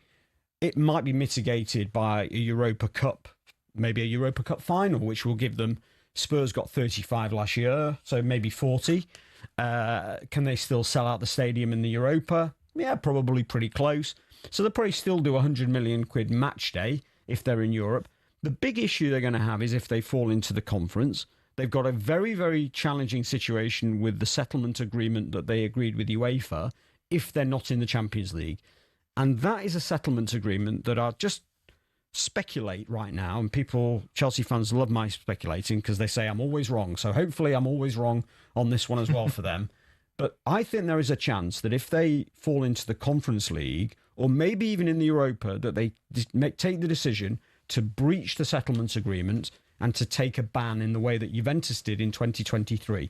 So they admit the breach, they buy more than 20 million euros, they pay the fine, the settlement agreement is ripped up, They drop out of Europe for a year because who wants Conference League anyway? Really? And then they reset the settlement agreement going forward. Because to me, the settlement agreement as it's currently drafted looks extremely challenging, not necessarily for this season that we're in now, but for next season, particularly if they're not in the Champions League. But even if they are in the Champions League for the season after, just because the way that it ratchets up over the years. So there's look, when you keep kicking the can down the road, as Chelsea have done, and then you find that the rules are changing to exclude all of those types of loophole busters that they've had, the hotels and the car parks and the women's team. First of all, none of them work for UEFA anyway.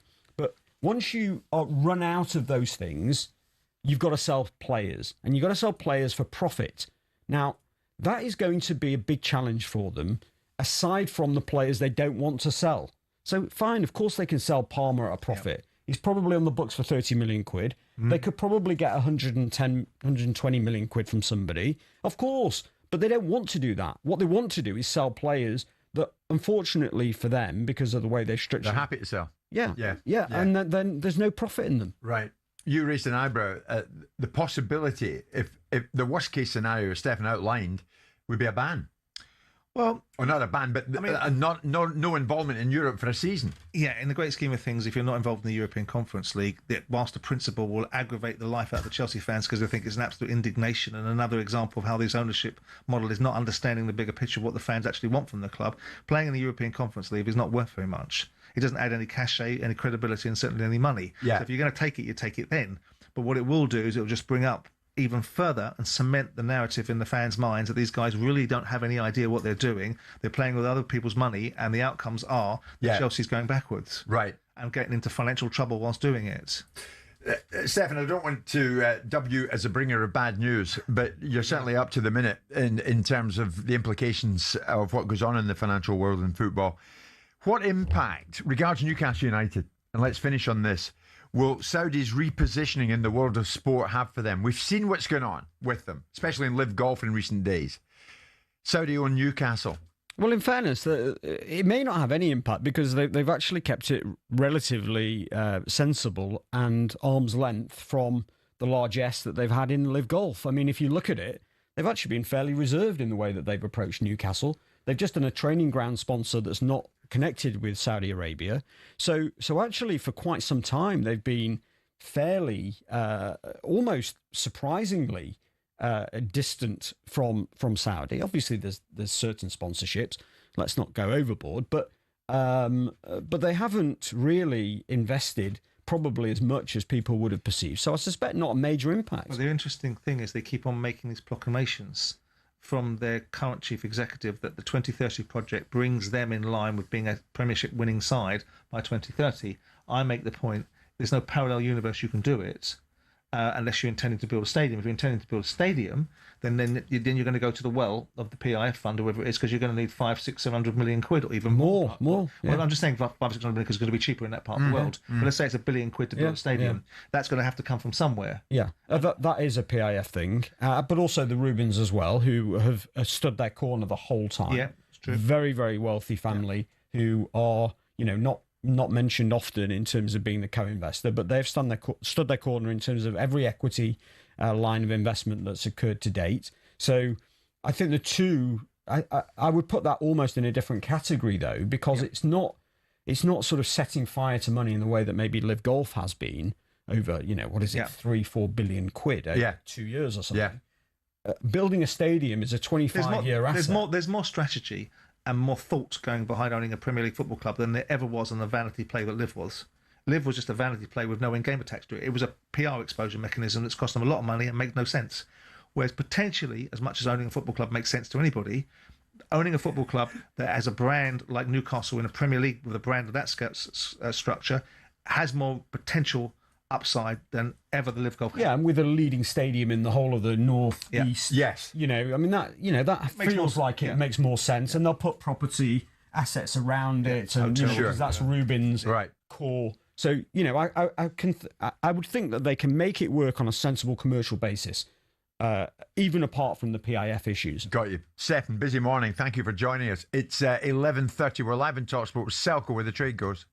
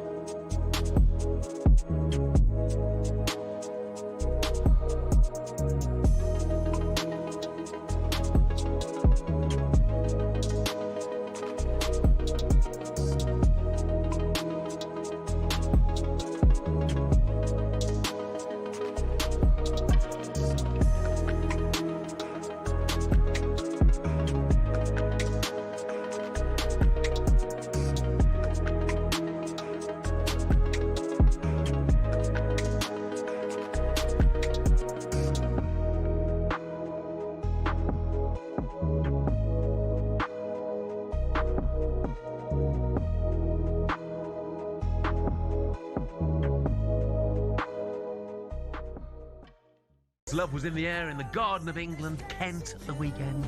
talkSPORT's very own Jamie O'Hara tied the knot with his fiancée, and as you'd expect, his co-host Jason Cundy was in attendance, sporting his Ange Postecoglou mask, as viewers of YouTube or smart TV would be able to see right now. Jason's in the building to record another edition of Inside Chelsea. I'm pleased to say he's in the studio. Good morning, gentlemen. Good morning, everyone. How are we? Morning, Chase. How long did it take you to decide you were going to wear the mask? Oh, no time at all. That mask was always coming. The photos are great. I've just seen myself on the dance floor. They're big Ange on the dance floor.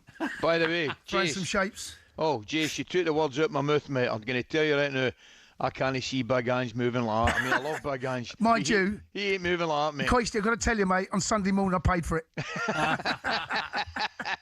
Yeah, those moves come with a price. Yeah. So this was an early fixture. It was a 2 o'clock kickoff. It was. I've got to say, what a brilliant day. It was so well put together. The weather was fabulous. His wife looked stunning. Jay looked fab. It was just a brilliant day.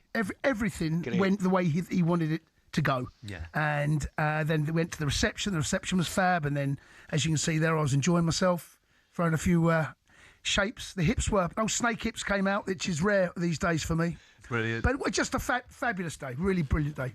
So I assume you avoid watching Chelsea against Man United then, well, did you?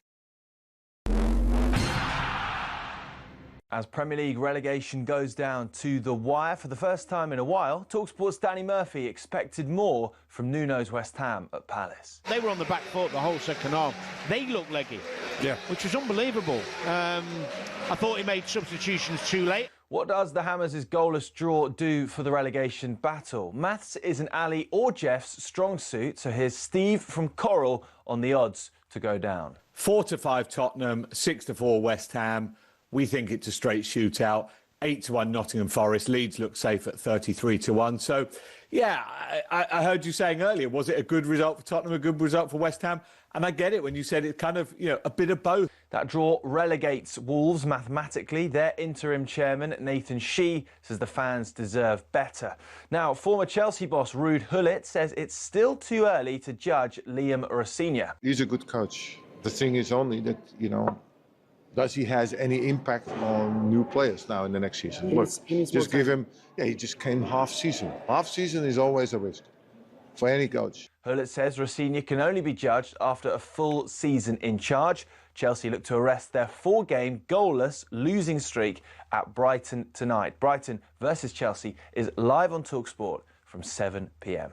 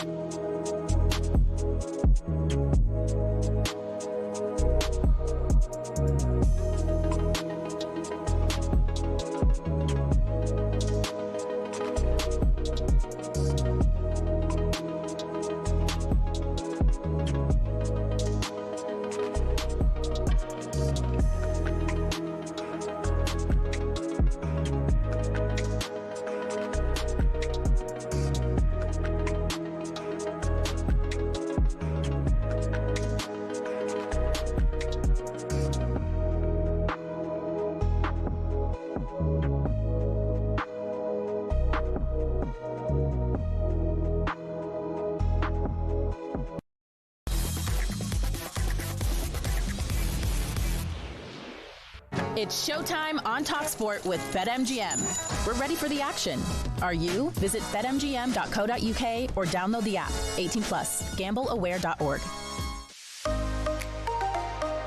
It's that time this Tuesday morning. Alex Licence from BetMGM joins Simon and myself, and we'll look at some of the odds round and about some of the top sporting events.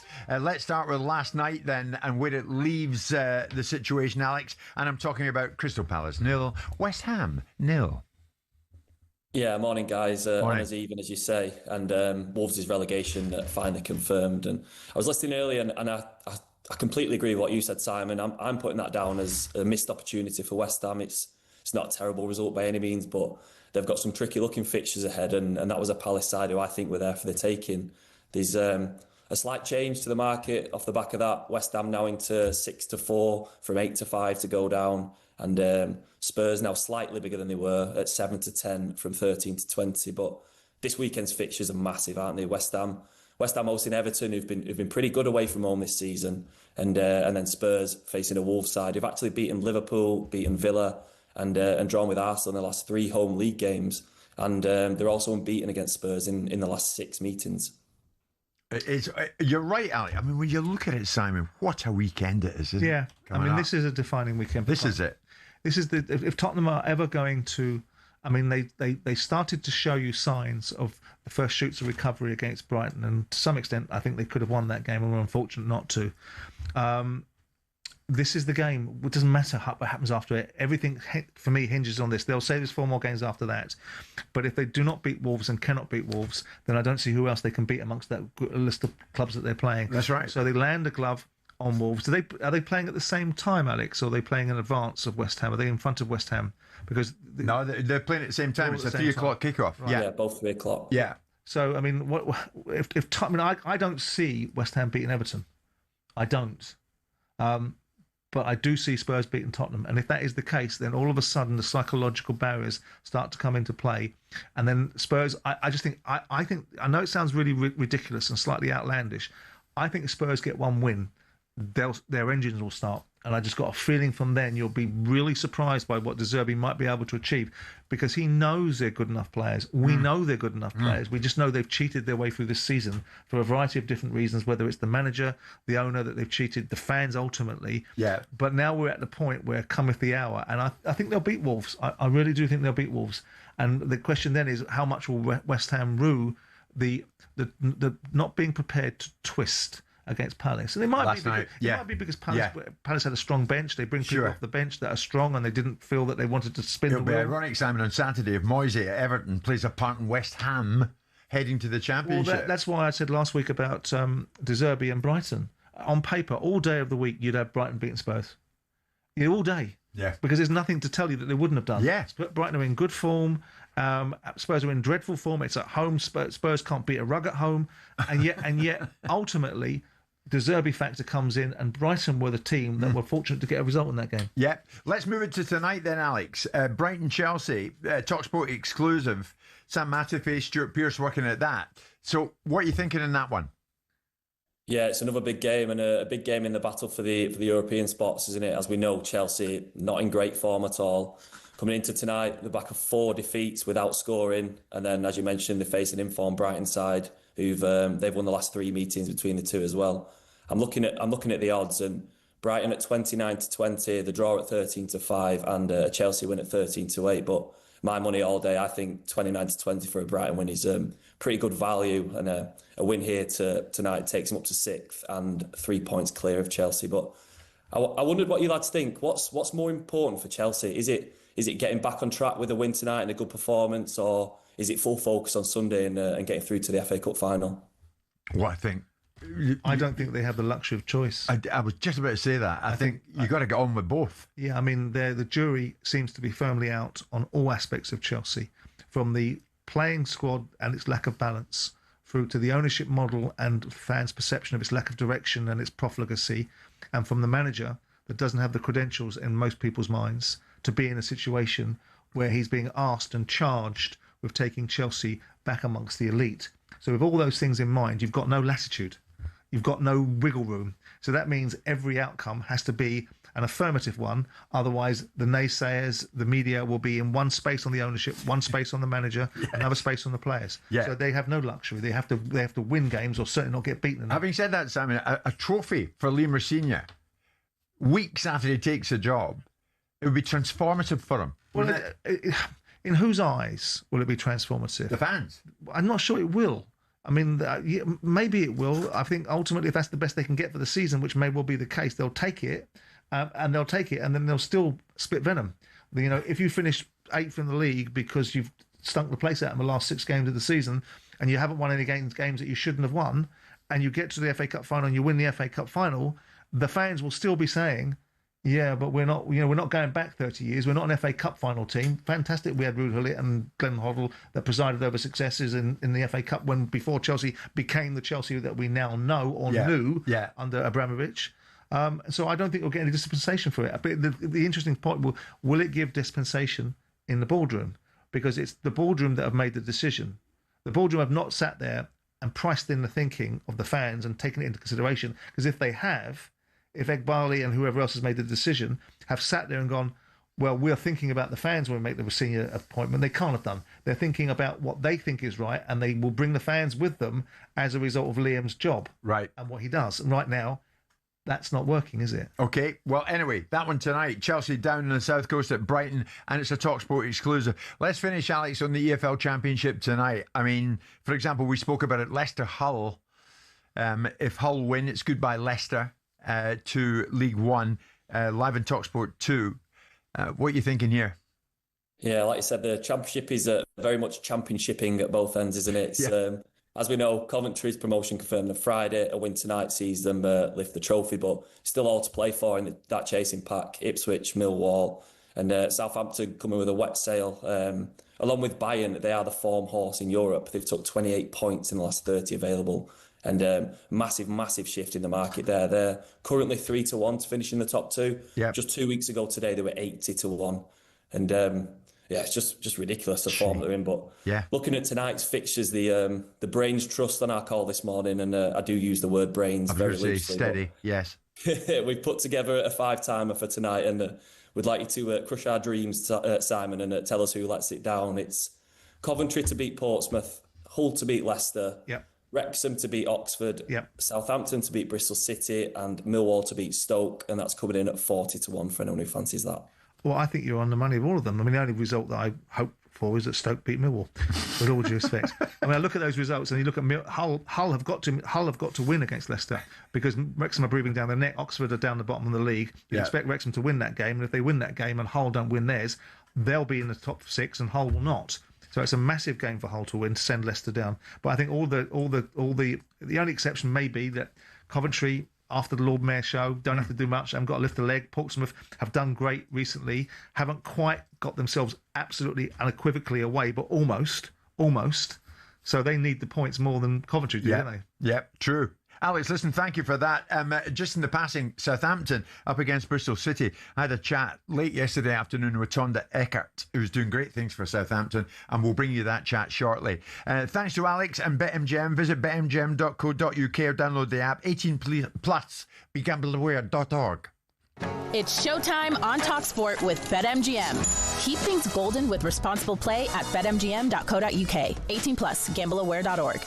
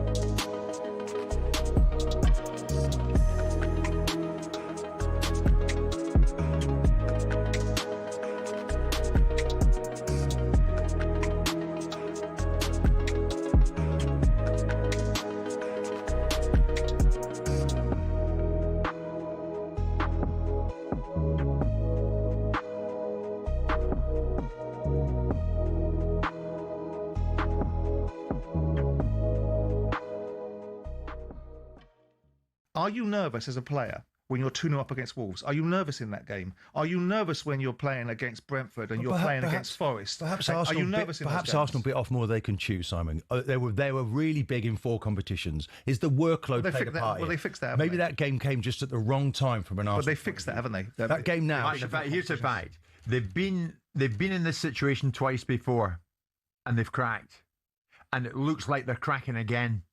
Why are they cracking again? Let's discuss that at the end of the season. Never mind City. Why are they cracking again? Because, look, the squad players that come in, Arsenal played with 4 central defenders yesterday. No Calafiori to develop the play in midfield that they normally have. No Timber, that tenacity that they has to help when Haaland's doing his stuff. Yeah, but you've got to find a way, haven't you? Yeah, but the squad should be strong enough. People come in to replace cope with that. don't they? We're on our third right back yesterday. But that's not the point, is it? No, it is the point. You keep ignoring the point. It's not your point. You can elevate your voice if you want to because you don't like the conversation. No one would look at Arsenal winning, losing away to Man City as a bad result. It's the other results. There's always a first choice player, isn't there? So when a second choice player when you're playing against the bottom sides in the division and you're yes, that's a different discussion. But we're talking about yesterday. That's why they've lost. I'm talking about that's a big part. That's why they've lost their position. Yeah, Simon's point's relevant. That's why they've lost their position. That's why they've lost the position they were in. Don't you think the workload though has affected the Arsenal players with the injuries and fatigue? No. You know, talk of players. Well, you know more talk than of players playing with. So Man City are in all the competition.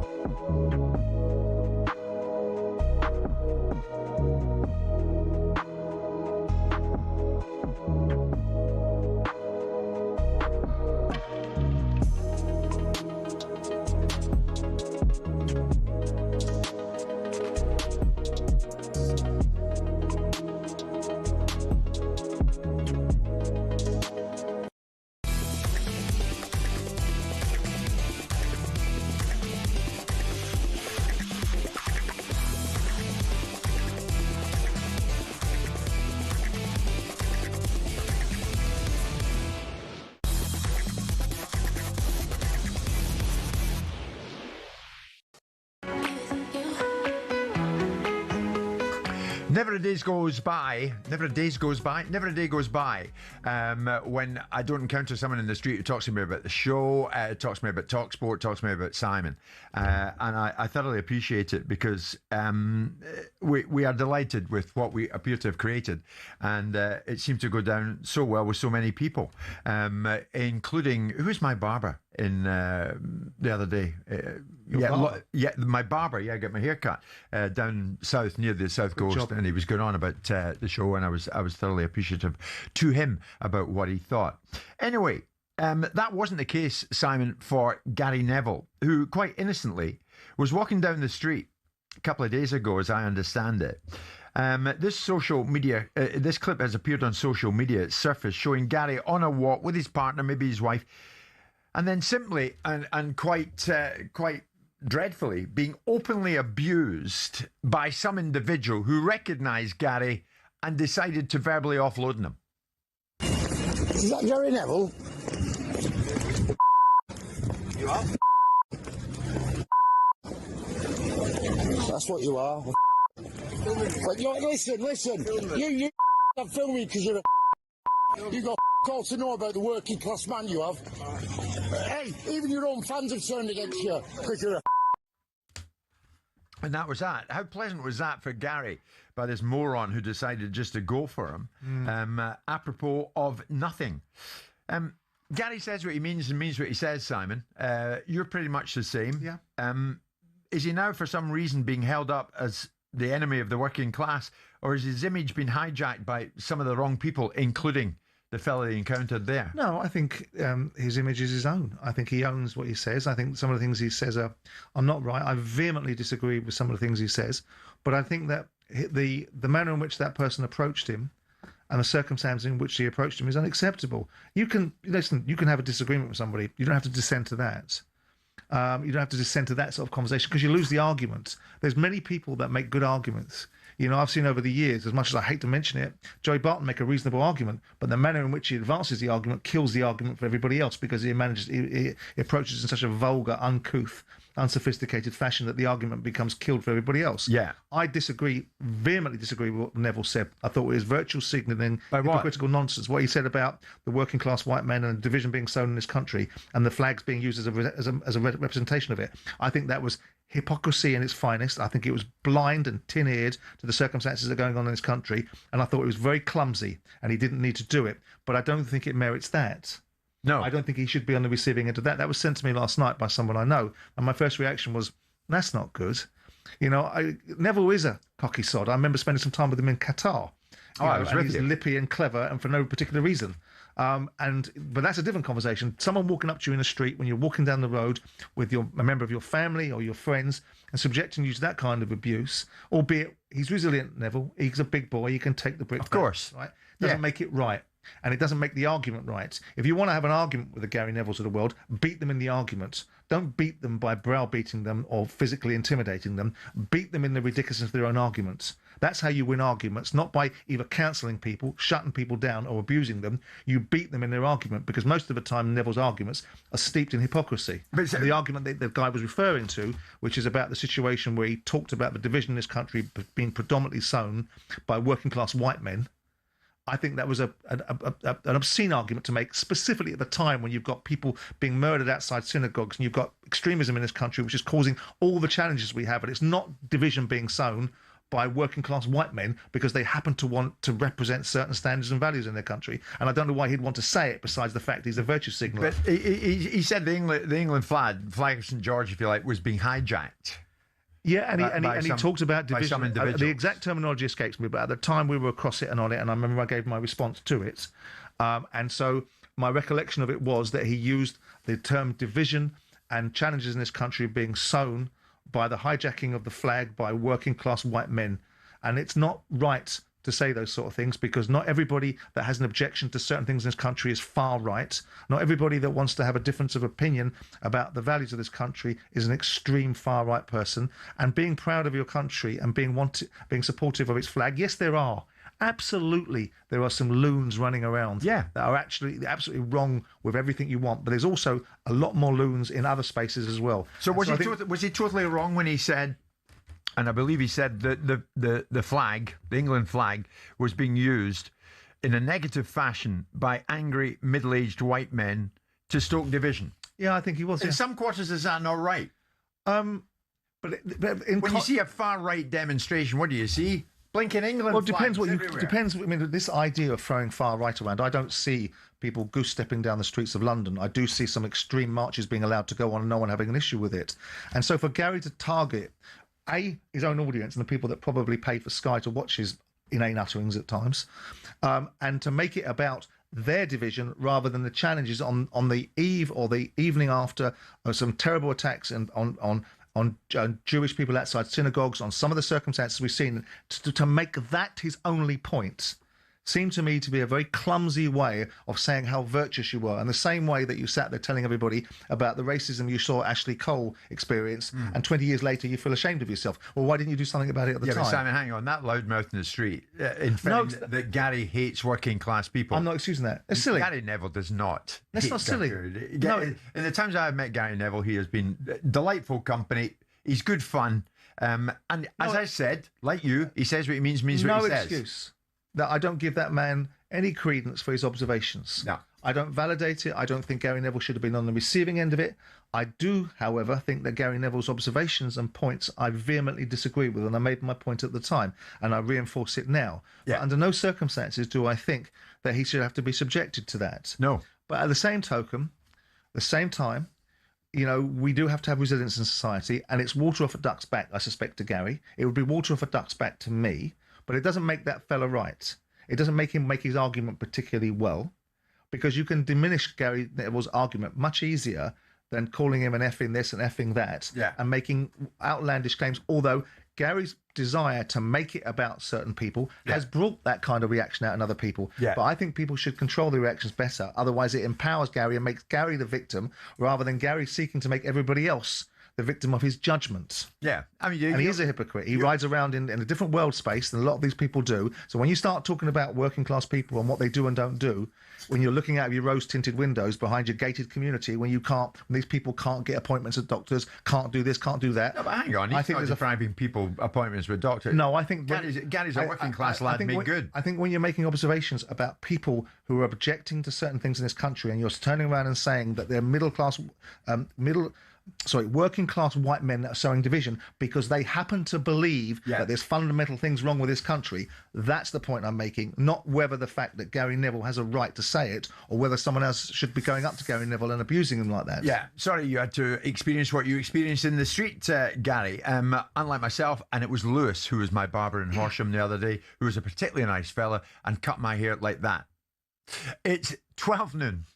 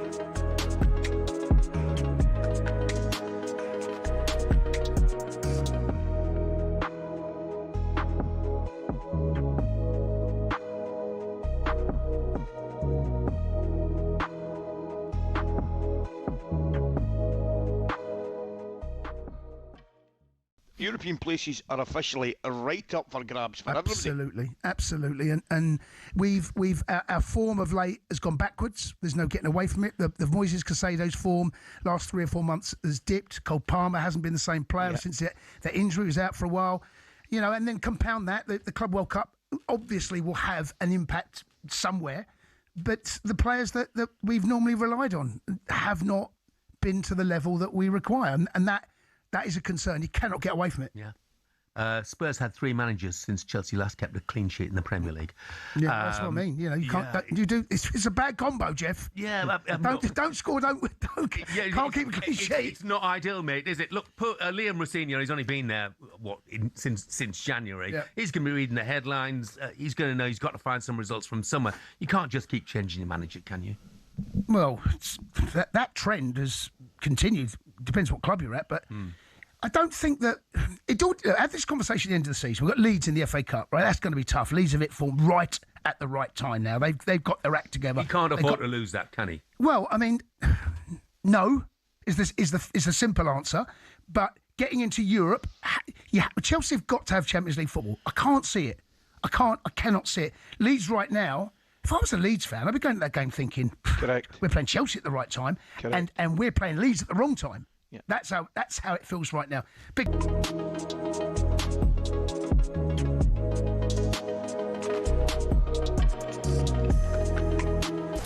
talkSPORT Sports Update powered by the Nissan Van Range. Commercial vehicles built around your business. Search Nissan Vans or head to your local Nissan Van Centre. Good afternoon. With your headlines at midday, I'm Uma Gurav. Following Lawrence Okoli's failed drugs test, his promoter Frank Warren is scrambling to find another opponent to face Tony Yoka in Paris on Saturday. Frank Warren is devastated. He's disappointed. We're disappointed. You know, this is not what we want. That's why we get these guys tested. So if there's anything untoward, it gets detected, and they've got to explain how the substance got into their system. The Times reports the substance detected is something called GHRP2 and it's M8 metabolite. It can increase muscle mass and improve recovery whilst being difficult to detect. Okoli's promising to clear his name, blaming treatment on an elbow injury. Elsewhere today, former Crystal Palace chairman Simon Jordan is surprised Baroness Karen Brady stayed at West Ham for 16 years. He's called her a capable operator who gets things done. Whether it's players being sold, circumstances being contended with, challenges being overcome, because she is very resilient, Karen. She hasn't orchestrated outcomes to be in the position that she's in. Yeah. In a sport that didn't necessarily welcome women in positions of management. Brady steps down as West Ham's vice chair after 16 years at the club. And we're told Leicester's current squad should be challenging for promotion, not going down to League One. The players have been underperforming, that's clear to see. The manager's not been able to get the best out of the players, and they find themselves in a position all of a sudden where, they're in a relegation zone. Their 2016 Premier League winning captain Wes Morgan reckons it's curtains for them. Leicester need to win at home to Hull, live on talkSPORT 2 tonight to have any hope of staying up. There's more at talksport.com. talkSPORT News. A former Foreign Office boss says there was pressure to appoint Peter Mandelson as US ambassador as quickly as humanly possible. And social media giants are facing questions later about a possible ban on under-16s using their platforms. Emma has more at past. talkSPORT weather with QuickFit. With over 400 EV-ready centres across the UK, we're top of the league for electric car owners. Visit quickfit.com and book today. Patchy cloud and showers gradually fading away. Sunny spells will develop and it should feel warm this afternoon.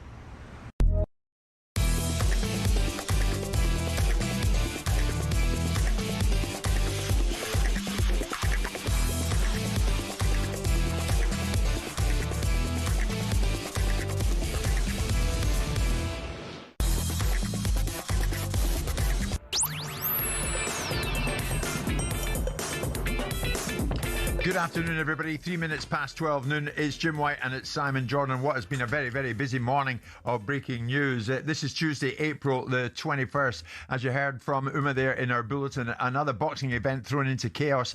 British heavyweight Lawrence Okoli returns an adverse finding in a VADA test. He no longer fights in Paris on Saturday night against Tony Yoka, and poor old Frank Warren is trying to get a replacement for Okoli even as we speak. If he gets that replacement and brings me the news before 1 o'clock, we'll bring it to you first and fastest right here on this show. And Baroness Karen Brady is stepping down at West Ham after 16 years as vice chair. Is this the beginning of the end for the current ownership in East London? In some ways, many West Ham fans are dearly hoping that it is. David Sullivan not well enough to join us on air today. We wish him well. In the meantime, let's pick out who's been the real deal with Selco Builders Warehouse. It is indeed time for this. The Real Deal on talkSPORT with Selco Builders Warehouse. For the latest special offers, pick up this month's Real Deals in branch or view online at selcobw.com. The real deal. The real deal. You could argue Simon Southampton are looking like the real deal at this particular time in the proceedings, staring down a week that includes an FA Cup semi-final against Manchester City, followed by a potential promotion decider against Ipswich. They go in against Bristol City tonight, and victory would take them temporarily, albeit into second place. Tonda Eckert, the man who is guiding Southampton at this particular point in time, is indeed Tonda, the real deal. It would appear so. I spoke to Tonda earlier and I said to him straight, have you found momentum at just the right time? It's prime time now, huh? I think you come to this stage of the season and just need to be ready to perform. I think everything builds up for the big games in April and May, and that's where we are at the very moment. So we need to keep our heads down. We need to keep working with a good sense of humility and keep pushing. As recently as mid-January, though, the club was 15th in the table, 10 points off the playoffs. I know you want to keep your heads down, and you're right to say that, but this is an incredible turnaround.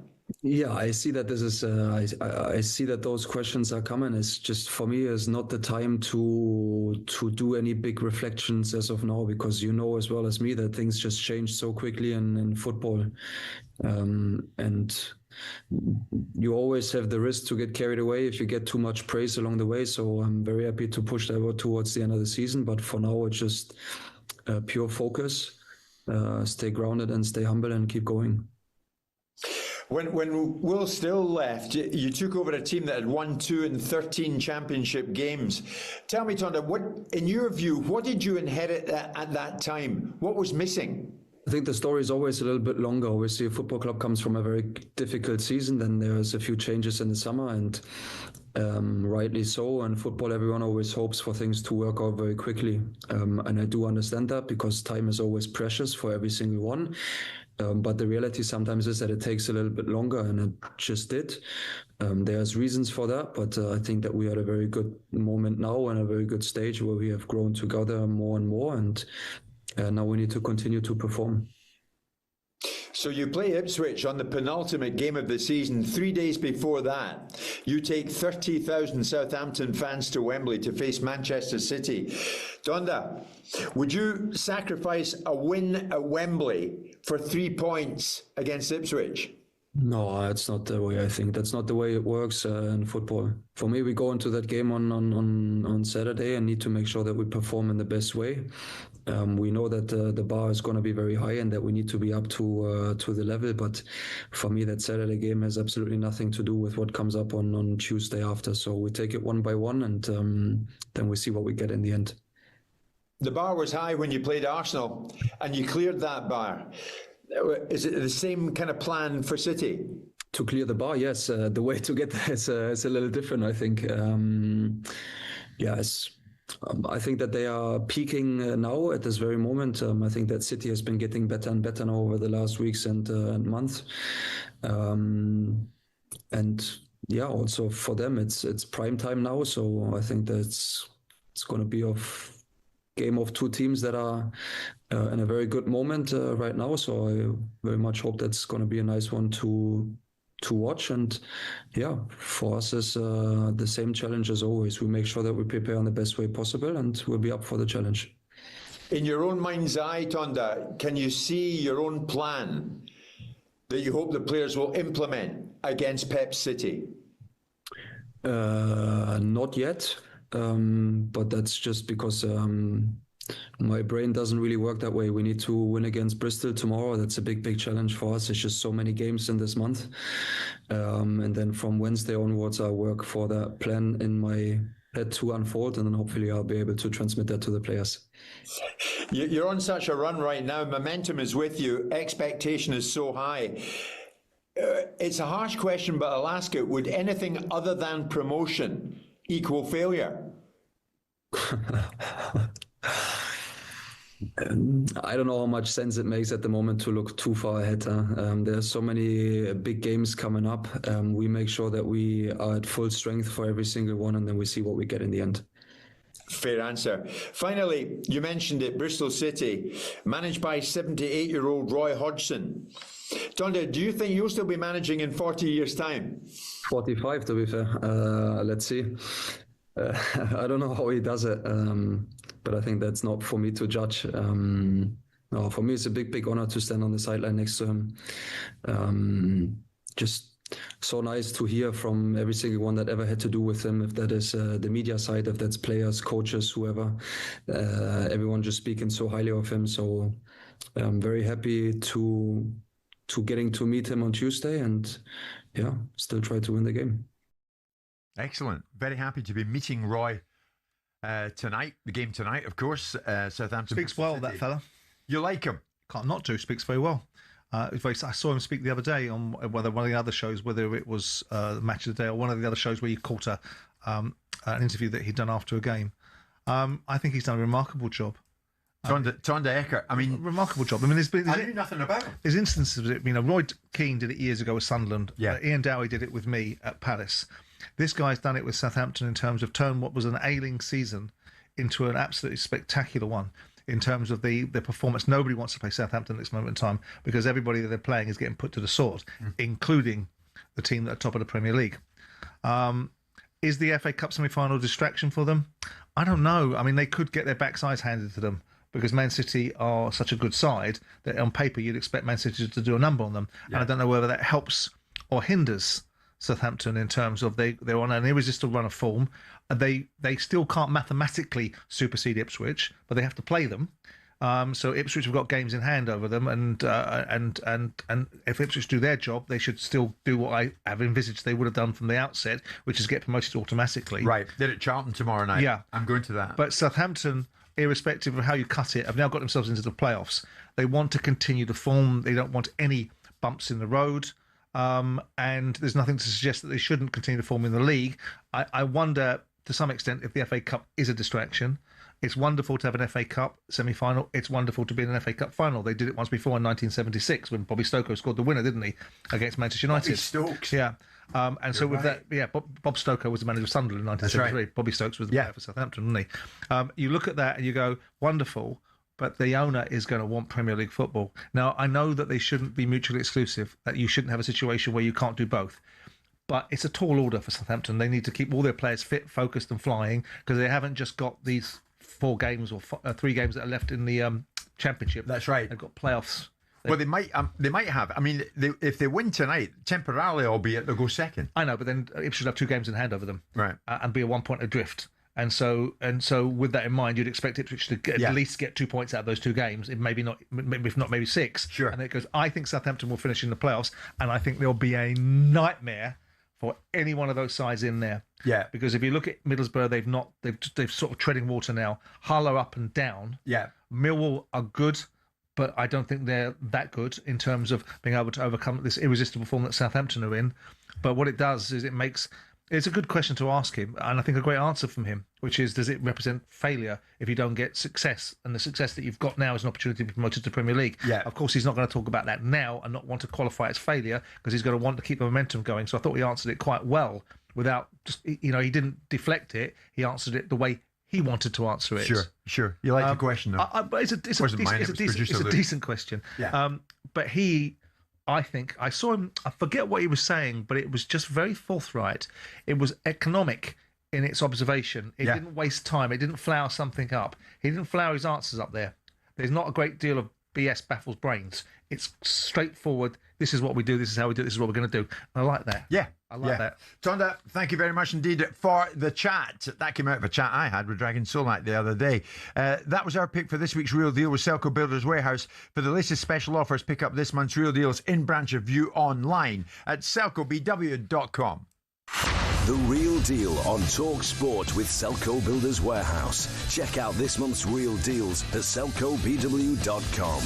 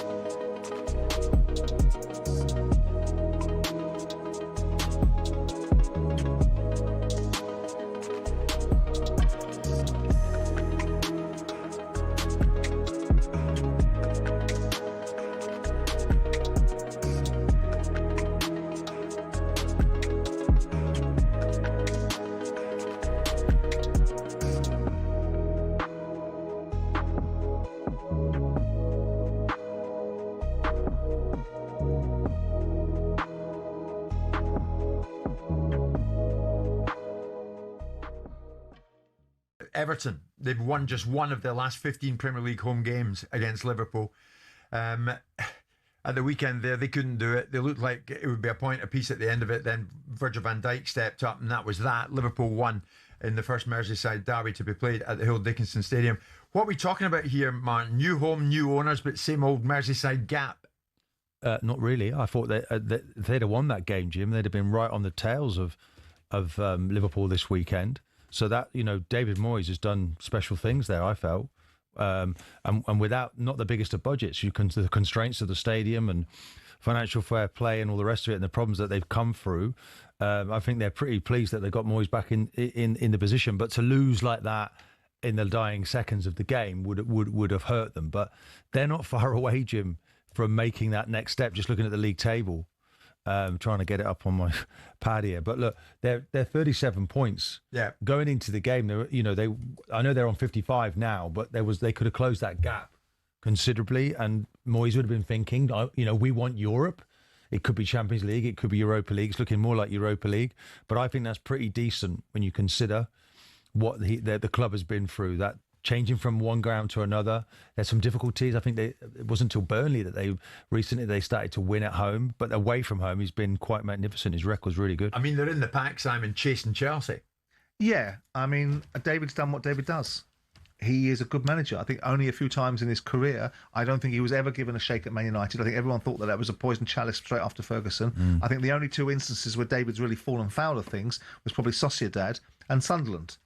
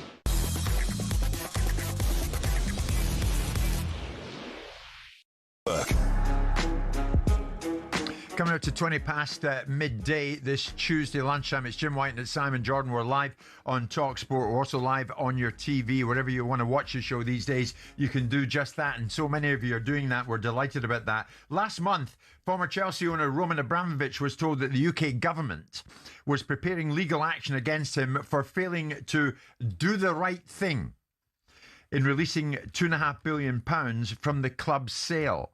Ministers had originally given Roman a March deadline to respond to demands that he release the funds for humanitarian purposes in Ukraine.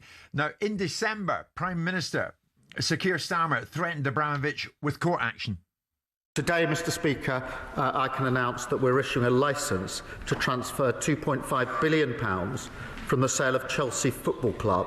That's been frozen, those funds, since 2022. My message to Abramovich is this: the clock is ticking. Honour the commitment that you made and pay up now. And if you don't, we're prepared to go to court so every penny reaches those whose lives have been torn apart by Putin's illegal war. Now, Abramovich's lawyers warned the government that the Chelsea proceeds are wholly his and insisted he plans to honour a pledge that he would donate proceeds to all victims of the Ukraine war. So in a straight fight, who wins, the UK government or Roman Abramovich? As we approach 4 years on from the sale of Chelsea, the £2.5 billion sits frozen in a UK bank account, with the government and Abramovich continuing to argue about where the proceeds should go. Joining us now is journalist and author of Sanctioned, the inside story of the sale of Chelsea, and he is Nick Poorabal. And Nick, you might remember, was with Simon and myself on the show just last summer, detailing the fall of Abramovich after the UK government sanctions. And Nick's book gives the account from the people right at the heart of this story, including Abramovich himself. 1 year on, the paperback version is set to be published, and extended chapters bring us right up to date with where we are now. And Nick is with us. How are you? Very well, thanks. Thank you for having me. Oh, Nick, good to have you on board again. Now, in the simplest of terms, at the heart of this dispute is where the proceeds of the sale actually go, Nick. The government insists it's for humanitarian efforts inside Ukraine. Abramovich believes it should go to all victims of the war. What was the initial position at the time of the sale, and whose stance here has moved? Well, Abramovich and the people who are setting up, hopefully, the independent foundation want it to be for all victims of all conflict. And so there's so much money there that, used wisely, it could change the face of global humanitarianism in perpetuity. So if it were only used inside Ukraine, obviously that would limit its efficacy hugely. And so the people who are set up, best-in-class people set up to start the foundation, they want this to be used to, worldwide. Right. And obviously there are already existing laws and guidelines in place that would stop Russia benefiting because of the illegal war. So there are lots of checks and balances already in place. It's still the same argument in some respects on that in that place as it was at the start, unfortunately. Is it going to end up in court? Well, I think the difficult thing is, obviously Keir Starmer said the clock is ticking. From my understanding, I would say the timer hasn't even started, because it's not in Roman Abramovich's gift to release those funds as it stands. And there are a number of different reasons for that, but he loaned Chelsea £1.5 billion through a structure in Jersey. A month after he was sanctioned by the UK government, he was put under, his assets in Jersey, or assets linked to him, were put under a freezing order in Jersey by the authorities there. And they also launched a criminal investigation against him, alleging that his funds were the proceeds of crime. The difficulty is, when he was granted residency in Jersey in 2017, after they'd courted his investment for a long time, they'd also spent more than a year completing the KYC, know your customer checks, that any of us go through if we apply for a mortgage and are granted a mortgage. So they signed off his source of wealth in 2017. They were happy with it then. But in 2022, they then alleged that the source of his wealth is the proceeds of crime. And his argument, obviously, is that the source of that wealth hasn't changed in that period of time. He's still under that criminal investigation. It's still going on. So still going on. So that complicates matters even further. He needs to forgive that the money was loaned through a Jersey entity to the Chelsea parent company. That loan, he's pledged to forgive it, and he will. But he can't forgive it that can't be forgiven while that criminal investigation is still ongoing. And if that's not forgiven, then the proceeds don't stand at the 2.5 figure we've been talking about, and obviously that everyone wants it to be, and that he wants it to be as well. So it's a very complicated situation, and it doesn't seem like much quarter has been given on either side. And the tragedy is, Simon, that none of the victims of this illegal war benefit, as the £2.5 billion sits frozen in a UK bank account, and there's no sign of it being unfrozen anytime soon. I was going to ask, Nick, was the original start point from Abramovich categorically and implicitly the victims of all wars? Because I thought it was the victims of the Ukraine-Russian conflict, not just specifically the Ukrainian side, but all victims of it.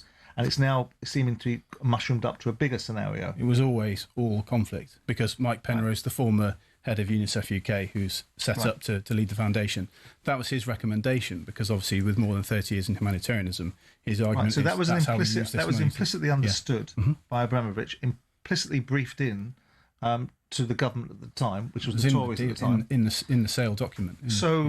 Now the rules of engagement have changed slightly from the government side, with different government, different perspective, different entities involved, are trying to strong-arm Abramovich into what they think, in their own version of events, is the best outcome for this money.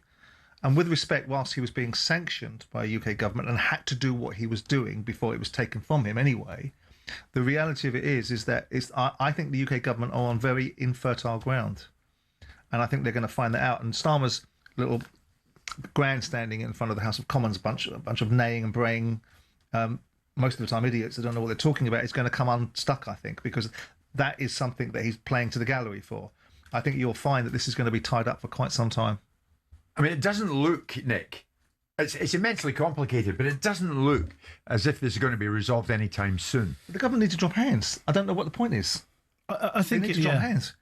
I think one small sign of hope is that Mike Penrose has actually now lodged the foundation with the Charity Commission. So he's set it up. He'd always held off because that was a sign of good faith to wait for the green light from the government. But there'd been some suggestions behind the scenes from government that they were going to either set up their own version or move things forward. And obviously they do want to push things forward. Whether they'll manage that or not is another matter.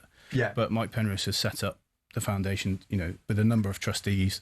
And so they are completely ready to go as soon as the money can be moved. But it's I think Simon is right, unfortunately, that it's still stuck and it will take an awful lot of things to change for it to. I mean, like all good writers, you've updated this edition. Can I ask you, has that come from further conversations that you've had with Abramovich? Absolutely, and everyone involved, really. So, it wasn't in anyone's requirement to sort of sit down again at length, but yeah, absolutely, it's being brought up to date as much as possible. But actually, you've been back and forth with Roman Abramovich and his people, what's his mood about it all? Well, he's very phlegmatic, and I think he's been consistent from the start in what he wants this to do.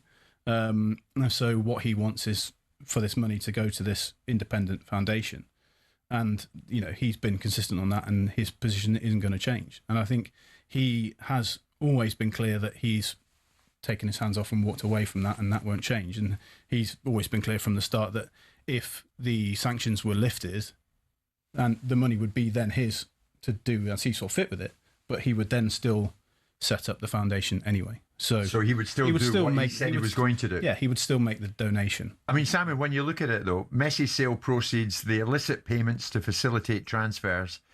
Well, there's interest being accumulated on this money. So I would imagine it's sitting there earning interest, even at a couple of percent. But my point is, how stained is the Premier League from the Abramovich imprint, if you like? How stained is the Premier League? Well, how stained are Chelsea? I mean, they're the ones that committed indiscretions. Roman Abramovich, in the eyes of the Chelsea fans, if we want to take it down to that level, not at all, because they're still celebrating their former owner, because they've got recriminations against the current ownership. As far as the cost implications of people being able to dip into funds and warranties being put against Chelsea's liabilities, the interest that's being earned on this money will probably be £50-60 million a year. So that'll cover what we were talking about the other day, where Stefan was saying it's the victims of the war that are paying for the allowable adjustments that are now happening, with Chelsea coughing up to the fact that Abramovich breached governance 5 years ago and made illicit payments, and there's a warranty for that and a warranty for the other. But the reality, if there was a tacit acceptance between the government at the time that the beneficiaries of this money were to be the victims of wars around the world, then that's where they should be going. And this government should not be grandstanding on the basis of trying to make a point. Yes. Having said that, though, Nick, it does seem that both sides are becoming more and more entrenched as time goes on. Is he? Abramovich is not entrenched. He remains in the same position that he was in, which was the position that they started from. The only people, if you start from a position of understanding, I agree a deal with you, and I hold up my end of the deal, and you change yours, you're not entrenched in your position. You're just holding the line of the agreement. Right. And that's exactly what Roman is doing, is it? Absolutely. And I think that's the point that Simon's making very, very eloquently, as always, which is that he has stayed consistent, and it's also not in his gift to do anything to release that money as it stands. And that's from a total legal and criminal standpoint, even though obviously he contests the case against him in Jersey as well. So. I mean, we're already, to finish with, Nick, we're already 4 years on regards this. Do you envisage the end game? And if so, what is it? I think it's still impossible to see. I just really hope that money will go to what has been mooted, because I think it is transformative. It could be transformative, and I think we're in a time when budgets for aid are being cut. Humanitarian organisations are finding it harder than ever. Look at what's happening in Iran, Sudan, all sorts of and that's just the tip of the iceberg. And so there's something there that could really make a huge difference to people all around the world. And so sometimes I think this is one of those things where if politics could take second place, then I think that some real something transformative could happen as a result. Look around the capital of London about the amount of real estate owned by foreign despots that are still sat in abeyance because they can't find resolutions. They can find a resolution. It's very simple. Drop hands, allow the money to be distributed to causes around the world, and everybody moves on, and everyone looks relatively good for it. Right. Nick, a crazy question, but has it been an enjoyable experience putting this together and updating it? Absolutely, yeah. It's been fascinating. It really has, and I think it's been very instructive in how things can become very complicated without any particular person's want, if that makes sense. And I would have sympathy for people on all sides in this position, but I also think it's now at a time where it could be resolved as in the way that sort of Simon's talking about. Sure. Nick, once again, thank you so much. Nick, journalist and author of Sanctioned, and it's well worth a read. It really is. Read. The inside story of the sale of Chelsea. All Nick's work is 12:30.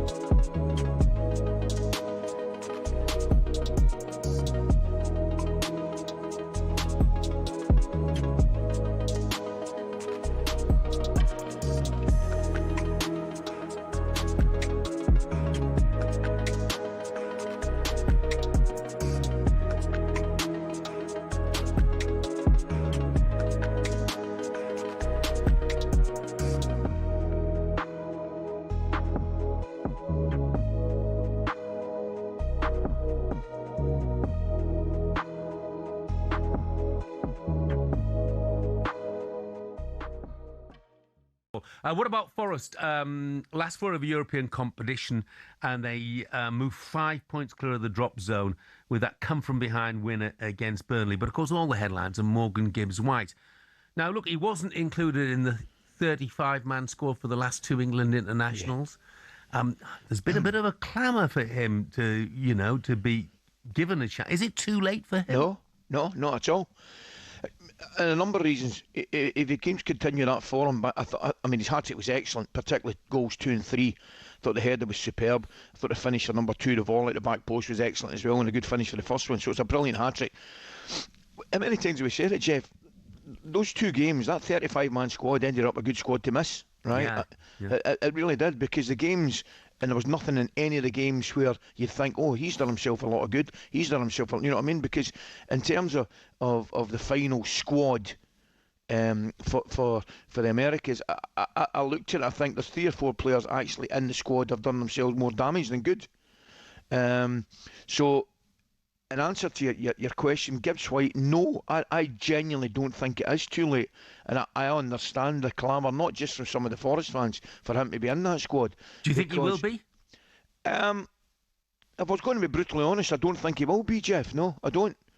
But I can understand the case for him to be in it. And the only thing he can do is what he's doing right now. Scoring goals, play well, and keep Forest in the top flight. And then you give Thomas Tuchel a real... That's all you can do, a real dilemma, or pose him a problem, or ask him a question.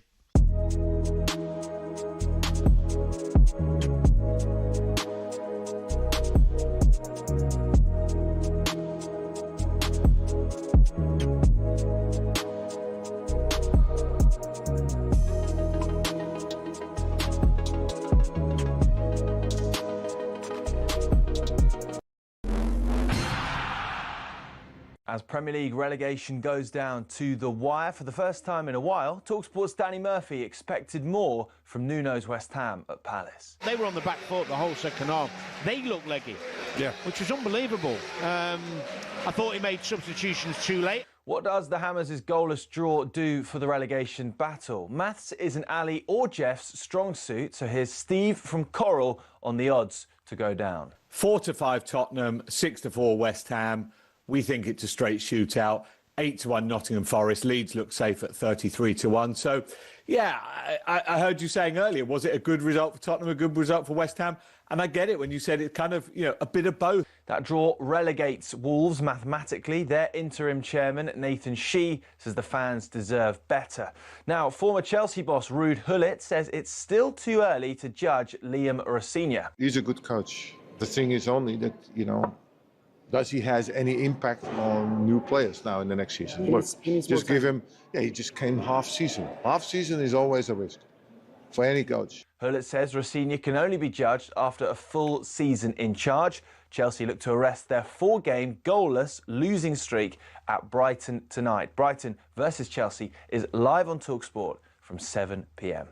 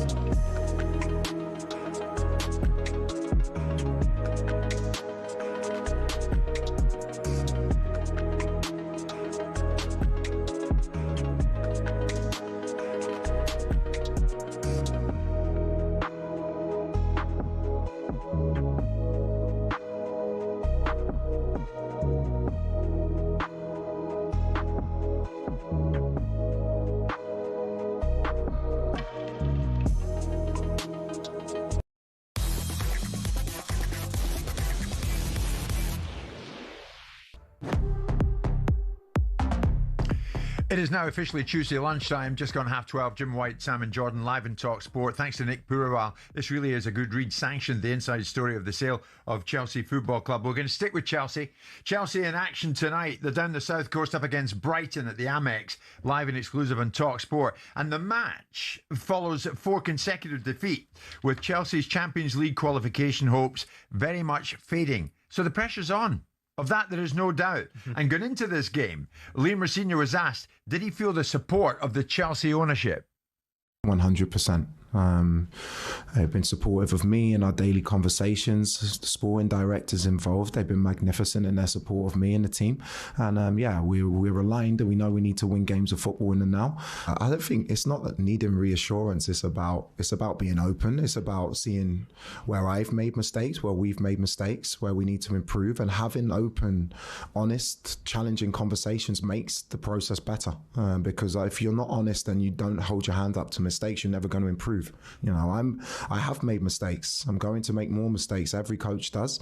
But with the guys here, how they support me, because we all want success for the club, we can be open and honest about that. So the less mistakes, the better, to be sure. But they've supported me in many different areas, in many different ways. And I feel the players understand that we're all very aligned in terms of what we want to achieve.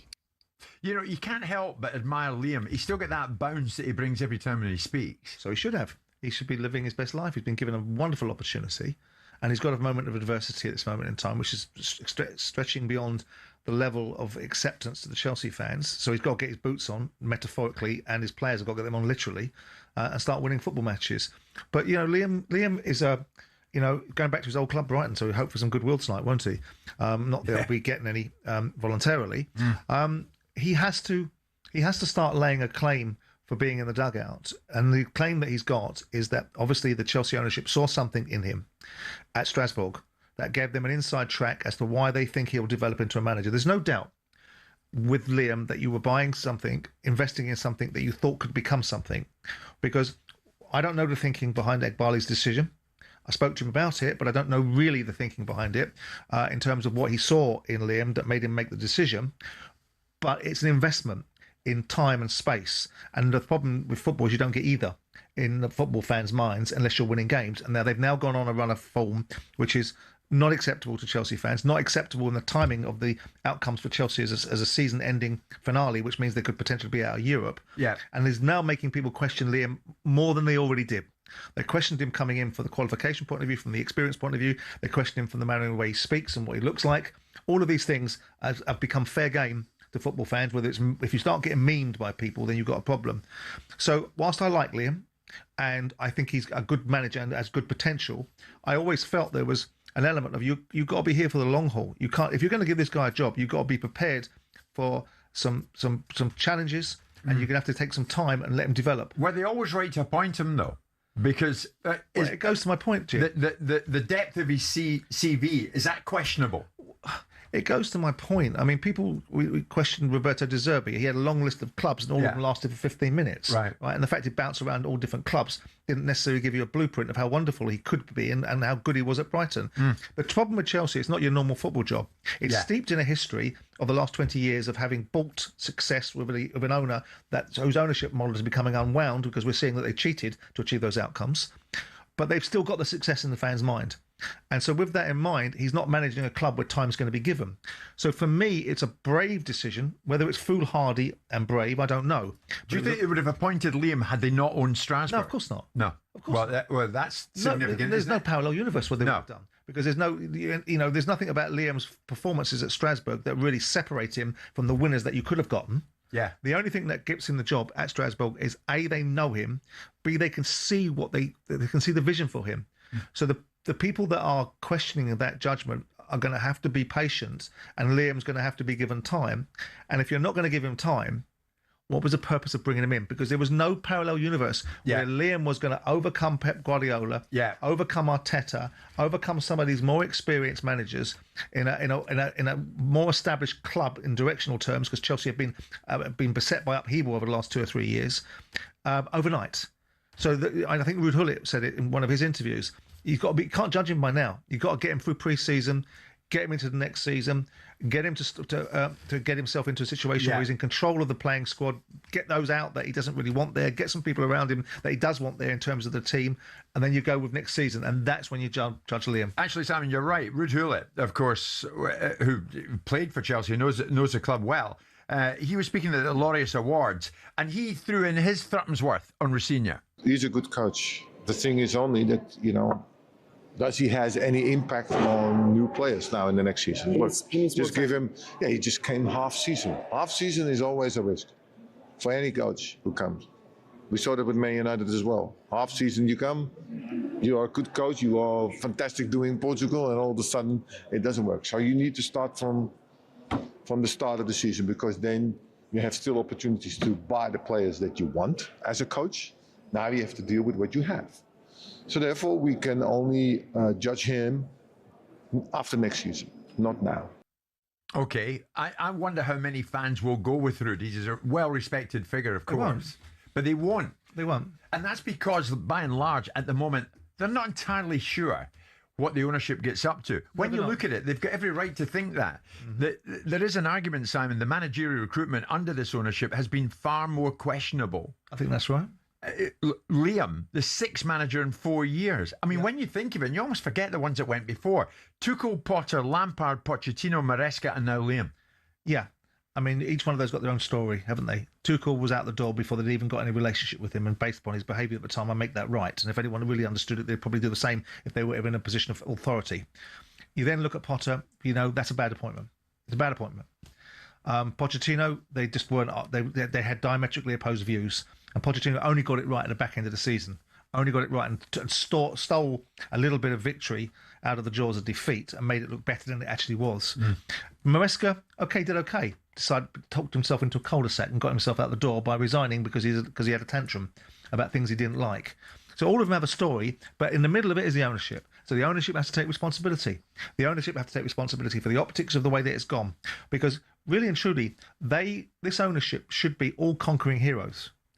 They should be being lauded and applauded by their fans because they saved their football club from potential extinction. And those that don't think it was in that situation need to wake up, because it was. But that doesn't give them a pass in perpetuity to keep on making mistakes. But these guys seem to have got no pass whatsoever. The moment Thomas Tuchel was ushered out the door, a section of the Chelsea fan base went with him as far as their relationship with the ownership model. Now, all they've got at this moment in time is no front of shirt sponsor, although I think they've got one for the time being. They've got a huge spend on players that's not produced much of an outcome besides the World Club Championship and the Conference League, which you can take your own view on either one of those, and a general feeling of dissatisfaction about the pricing policy at Chelsea, a dissatisfaction about the fact that the club owns the owners own two clubs, and both of those clubs are railing against them. And a manager that they've taken a real fly here. Irrespective of whether I like Eghbali and think that some of the things that he thinks about the structuring of how to own a football club and to work players as assets is compelling thinking, they've taken a fly on Liam Rosenior. They've made it harder for themselves, because if they'd have gone and got an established manager, whoever that may have been, someone recognisable in the eyes of the fans, worthy of the job at Chelsea, they would have less flack than this, because now they've got no excuse. They bring an established manager, they give him a load of dough, he makes a holics of it, they go, well, we've got a top draw manager. Exactly. In this instance, they bring in Liam Rosenior and he doesn't do the job. They've got nowhere to hide. Simon, Chelsea have pinched players, managers and sporting directors from Brighton in recent years. It would be ironic if Chelsea's feeder club in recent years leapfrogged them tonight. Yeah, but this is the ownership of Chelsea, for them, I suspect, is a marathon, not a sprint. So there's a longer time than just individual games and individual seasons. We, in this space, and the fans in their space, compartmentalise it to instantaneous gratification. The owners will look at it and go, not ideal, problem, but our ownership is going to extend beyond one season or one set of circumstances. 4 years, though. I know, but the reality of it is that we've spent all our time worrying about how much money they're spending, and they've spent no time worrying about that.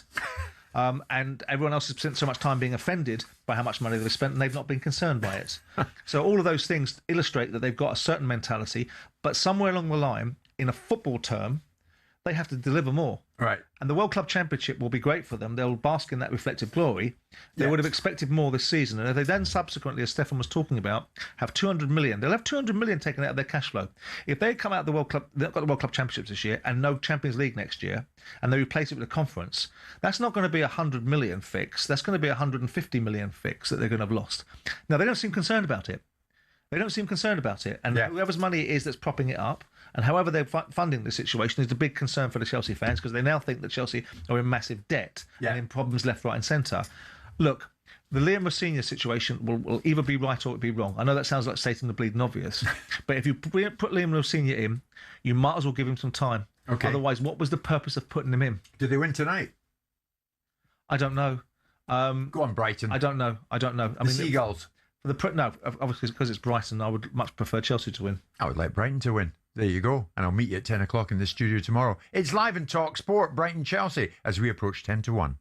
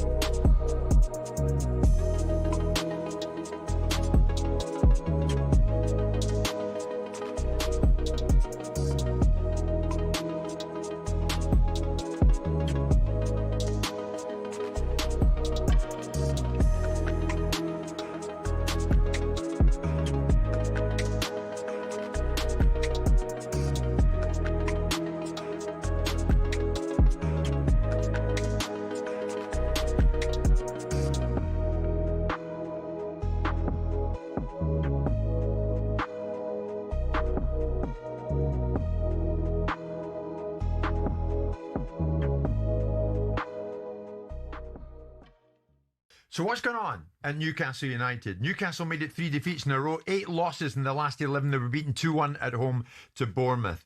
And yet, going into this game, Eddie Howe was more or less pretty upbeat, as you'd expect. In terms of my fire is burning very, very strongly. That's no guarantee, obviously, from my side, you know, what's going to happen in the future, because, as I've said, the forces that move in football clubs, they move quickly. But my fire is there. There's loads of wood stacked up, and I'm ready to put it on it. That was before the game against Bournemouth, a game they lost by 2-1 at home. Eddie spoke to the written media post-match. This was a reporter engaging with Eddie regards what he feels he is, or maybe not, getting out of the players. Now, before he answers, it's the all-important pause that comes from Eddie. You spoke yesterday about your fight being as strong as ever. Do the players have the same fire inside them still?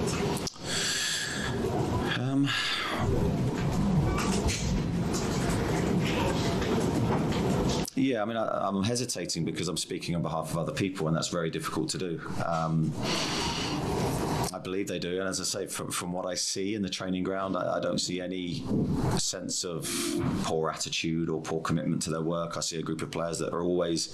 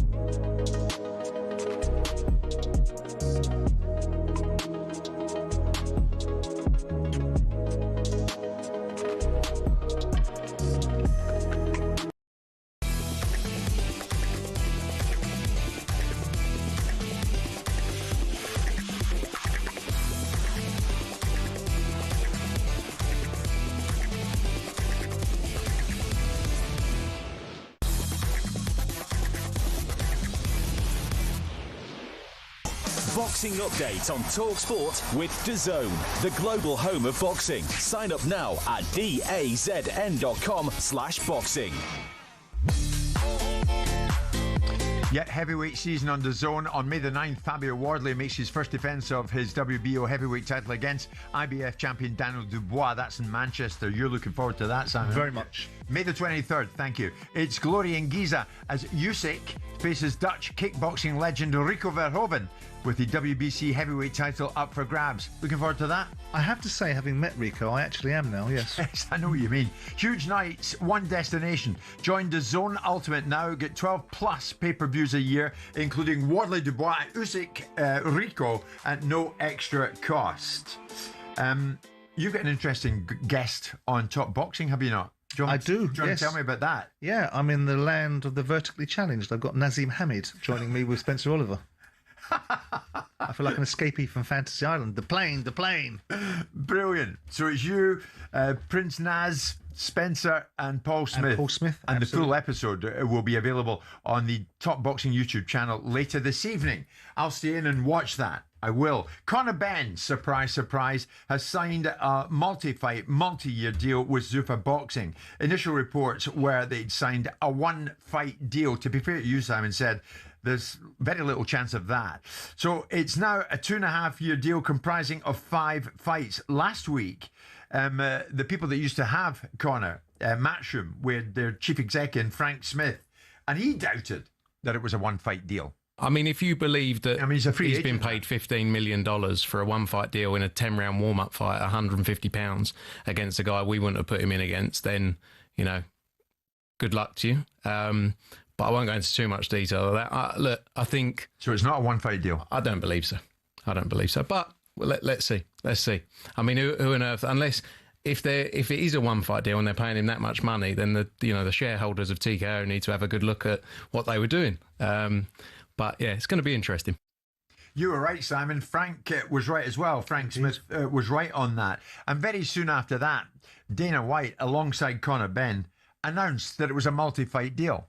What's up, everybody? Connor and I just signed a new deal here after this one-fight deal. We're excited to have him. Yes, guys, just signed a new multi-fight deal I'm very, very excited about. Our visions are aligned. Our goal remains the same, to get that world title. But more importantly, give people the fights that they want. Give people the mega fights. If you guys want it, you guys can get it. We're ready to put on some big fights. Awesome. I'm really happy for you. Congratulations. Welcome to Zuffa Boxing, Connor Benn. Okay, that was Dana White. So he's done well out of it, Connor, Fair play to him. Tragedy for Connor is they actually put him in with someone that's a real live one, like Ryan Garcia, who's going to get filled in. And so the challenge for them is how they matchmake him, because Connor's been match-made brilliantly. He's probably the best matched fighter in the history of boxing economically, because they've matched him so well in terms of what he's gotten paid for what he's actually had to achieve. And now we're in a situation where, indeed, for Zuffa to add some credibility to this situation, you can't stick him in against a 140 fighter going up to 150 who told you before the fight, or after the fight, that he wasn't fit enough to be in that ring. You're going to have to start putting him in against real fights, with real opponents. To be fair to him, Simon, though, after what happened in the first fight, he absolutely had to beat Eubank Jr. in the second one. And he did. He destroyed him. Did he? I mean, he was a welterweight jumping up to a middleweight against Chris. He already had that priced in. That margin was already priced in. The fact that he gave himself some credibility in the first fight and that Eubank was a shell of himself in the second fight added to the luster. He's now commercially taking advantage of it.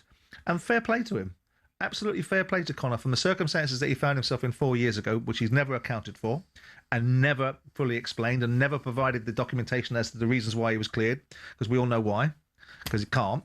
And here we are now. He's elevated to financial superstar status, not the $15 million that people alluded to for the one fight, a much more reasonable figure. Dana White is not a fool. And he doesn't part with the money very readily for the UFC fighters, so he wasn't suddenly just going to pony up $15 million for Connor Benn to make one fight in an inauspicious category. It's not his money, though, is it? No, but he's still accountable to it, and he's still not going to want to speak. He's still going to want to manage the business properly. He's not going to set a blueprint for other people to run it in a lax fashion. And whilst we've seen profligacy, we've seen the Saudis being prepared, which is the money behind this. It's Turkey El Sheikh's money. Right. We've seen the profligacy in live golf, and we've seen some of the profligacy in the boxing space, where some of the prices they've paid for fights have not been necessary. In this instance, Connor is in a wonderful space in a wonderful time. Under Zuffa, does he become a world champion? Can't see how. Don't see him beating Ryan Garcia at 147. Don't see him beating Lewis Crocker. Don't see him beating Josh Kelly at 154. Don't see him even laying a glove on Boots Ennis at 154. So I don't know where Connor wins a world title, unless there's a situation where another 147 belt becomes available against a lesser fighter, and that fighter was Mario Barrios, who's just been beaten by Ryan Garcia. So I don't see it. And if you listen to anyone that comes in, Josh Taylor was like, he's a British level fighter. I'm going to ask Nazim what he thinks of him today about Connor Benn, because they all look at it going, I think, how's this kid making this kind of dough? Okay. Fair play to him. Simon, look forward to it on Top Boxing. Alongside Simon, Prince Naz is a guest alongside Simon, Spencer and Paul Smith. As you rightly say, you stick Prince Naz on the shoulders of Spencer and you're still taller than both of them. Indeed. The full episode will be available on Top Boxing YouTube channel later this evening. Simon, I thank you. Looking forward to Brighton Chelsea tonight. Who wins? I say Brighton. He says Chelsea. What do we know? It's 1 o'clock.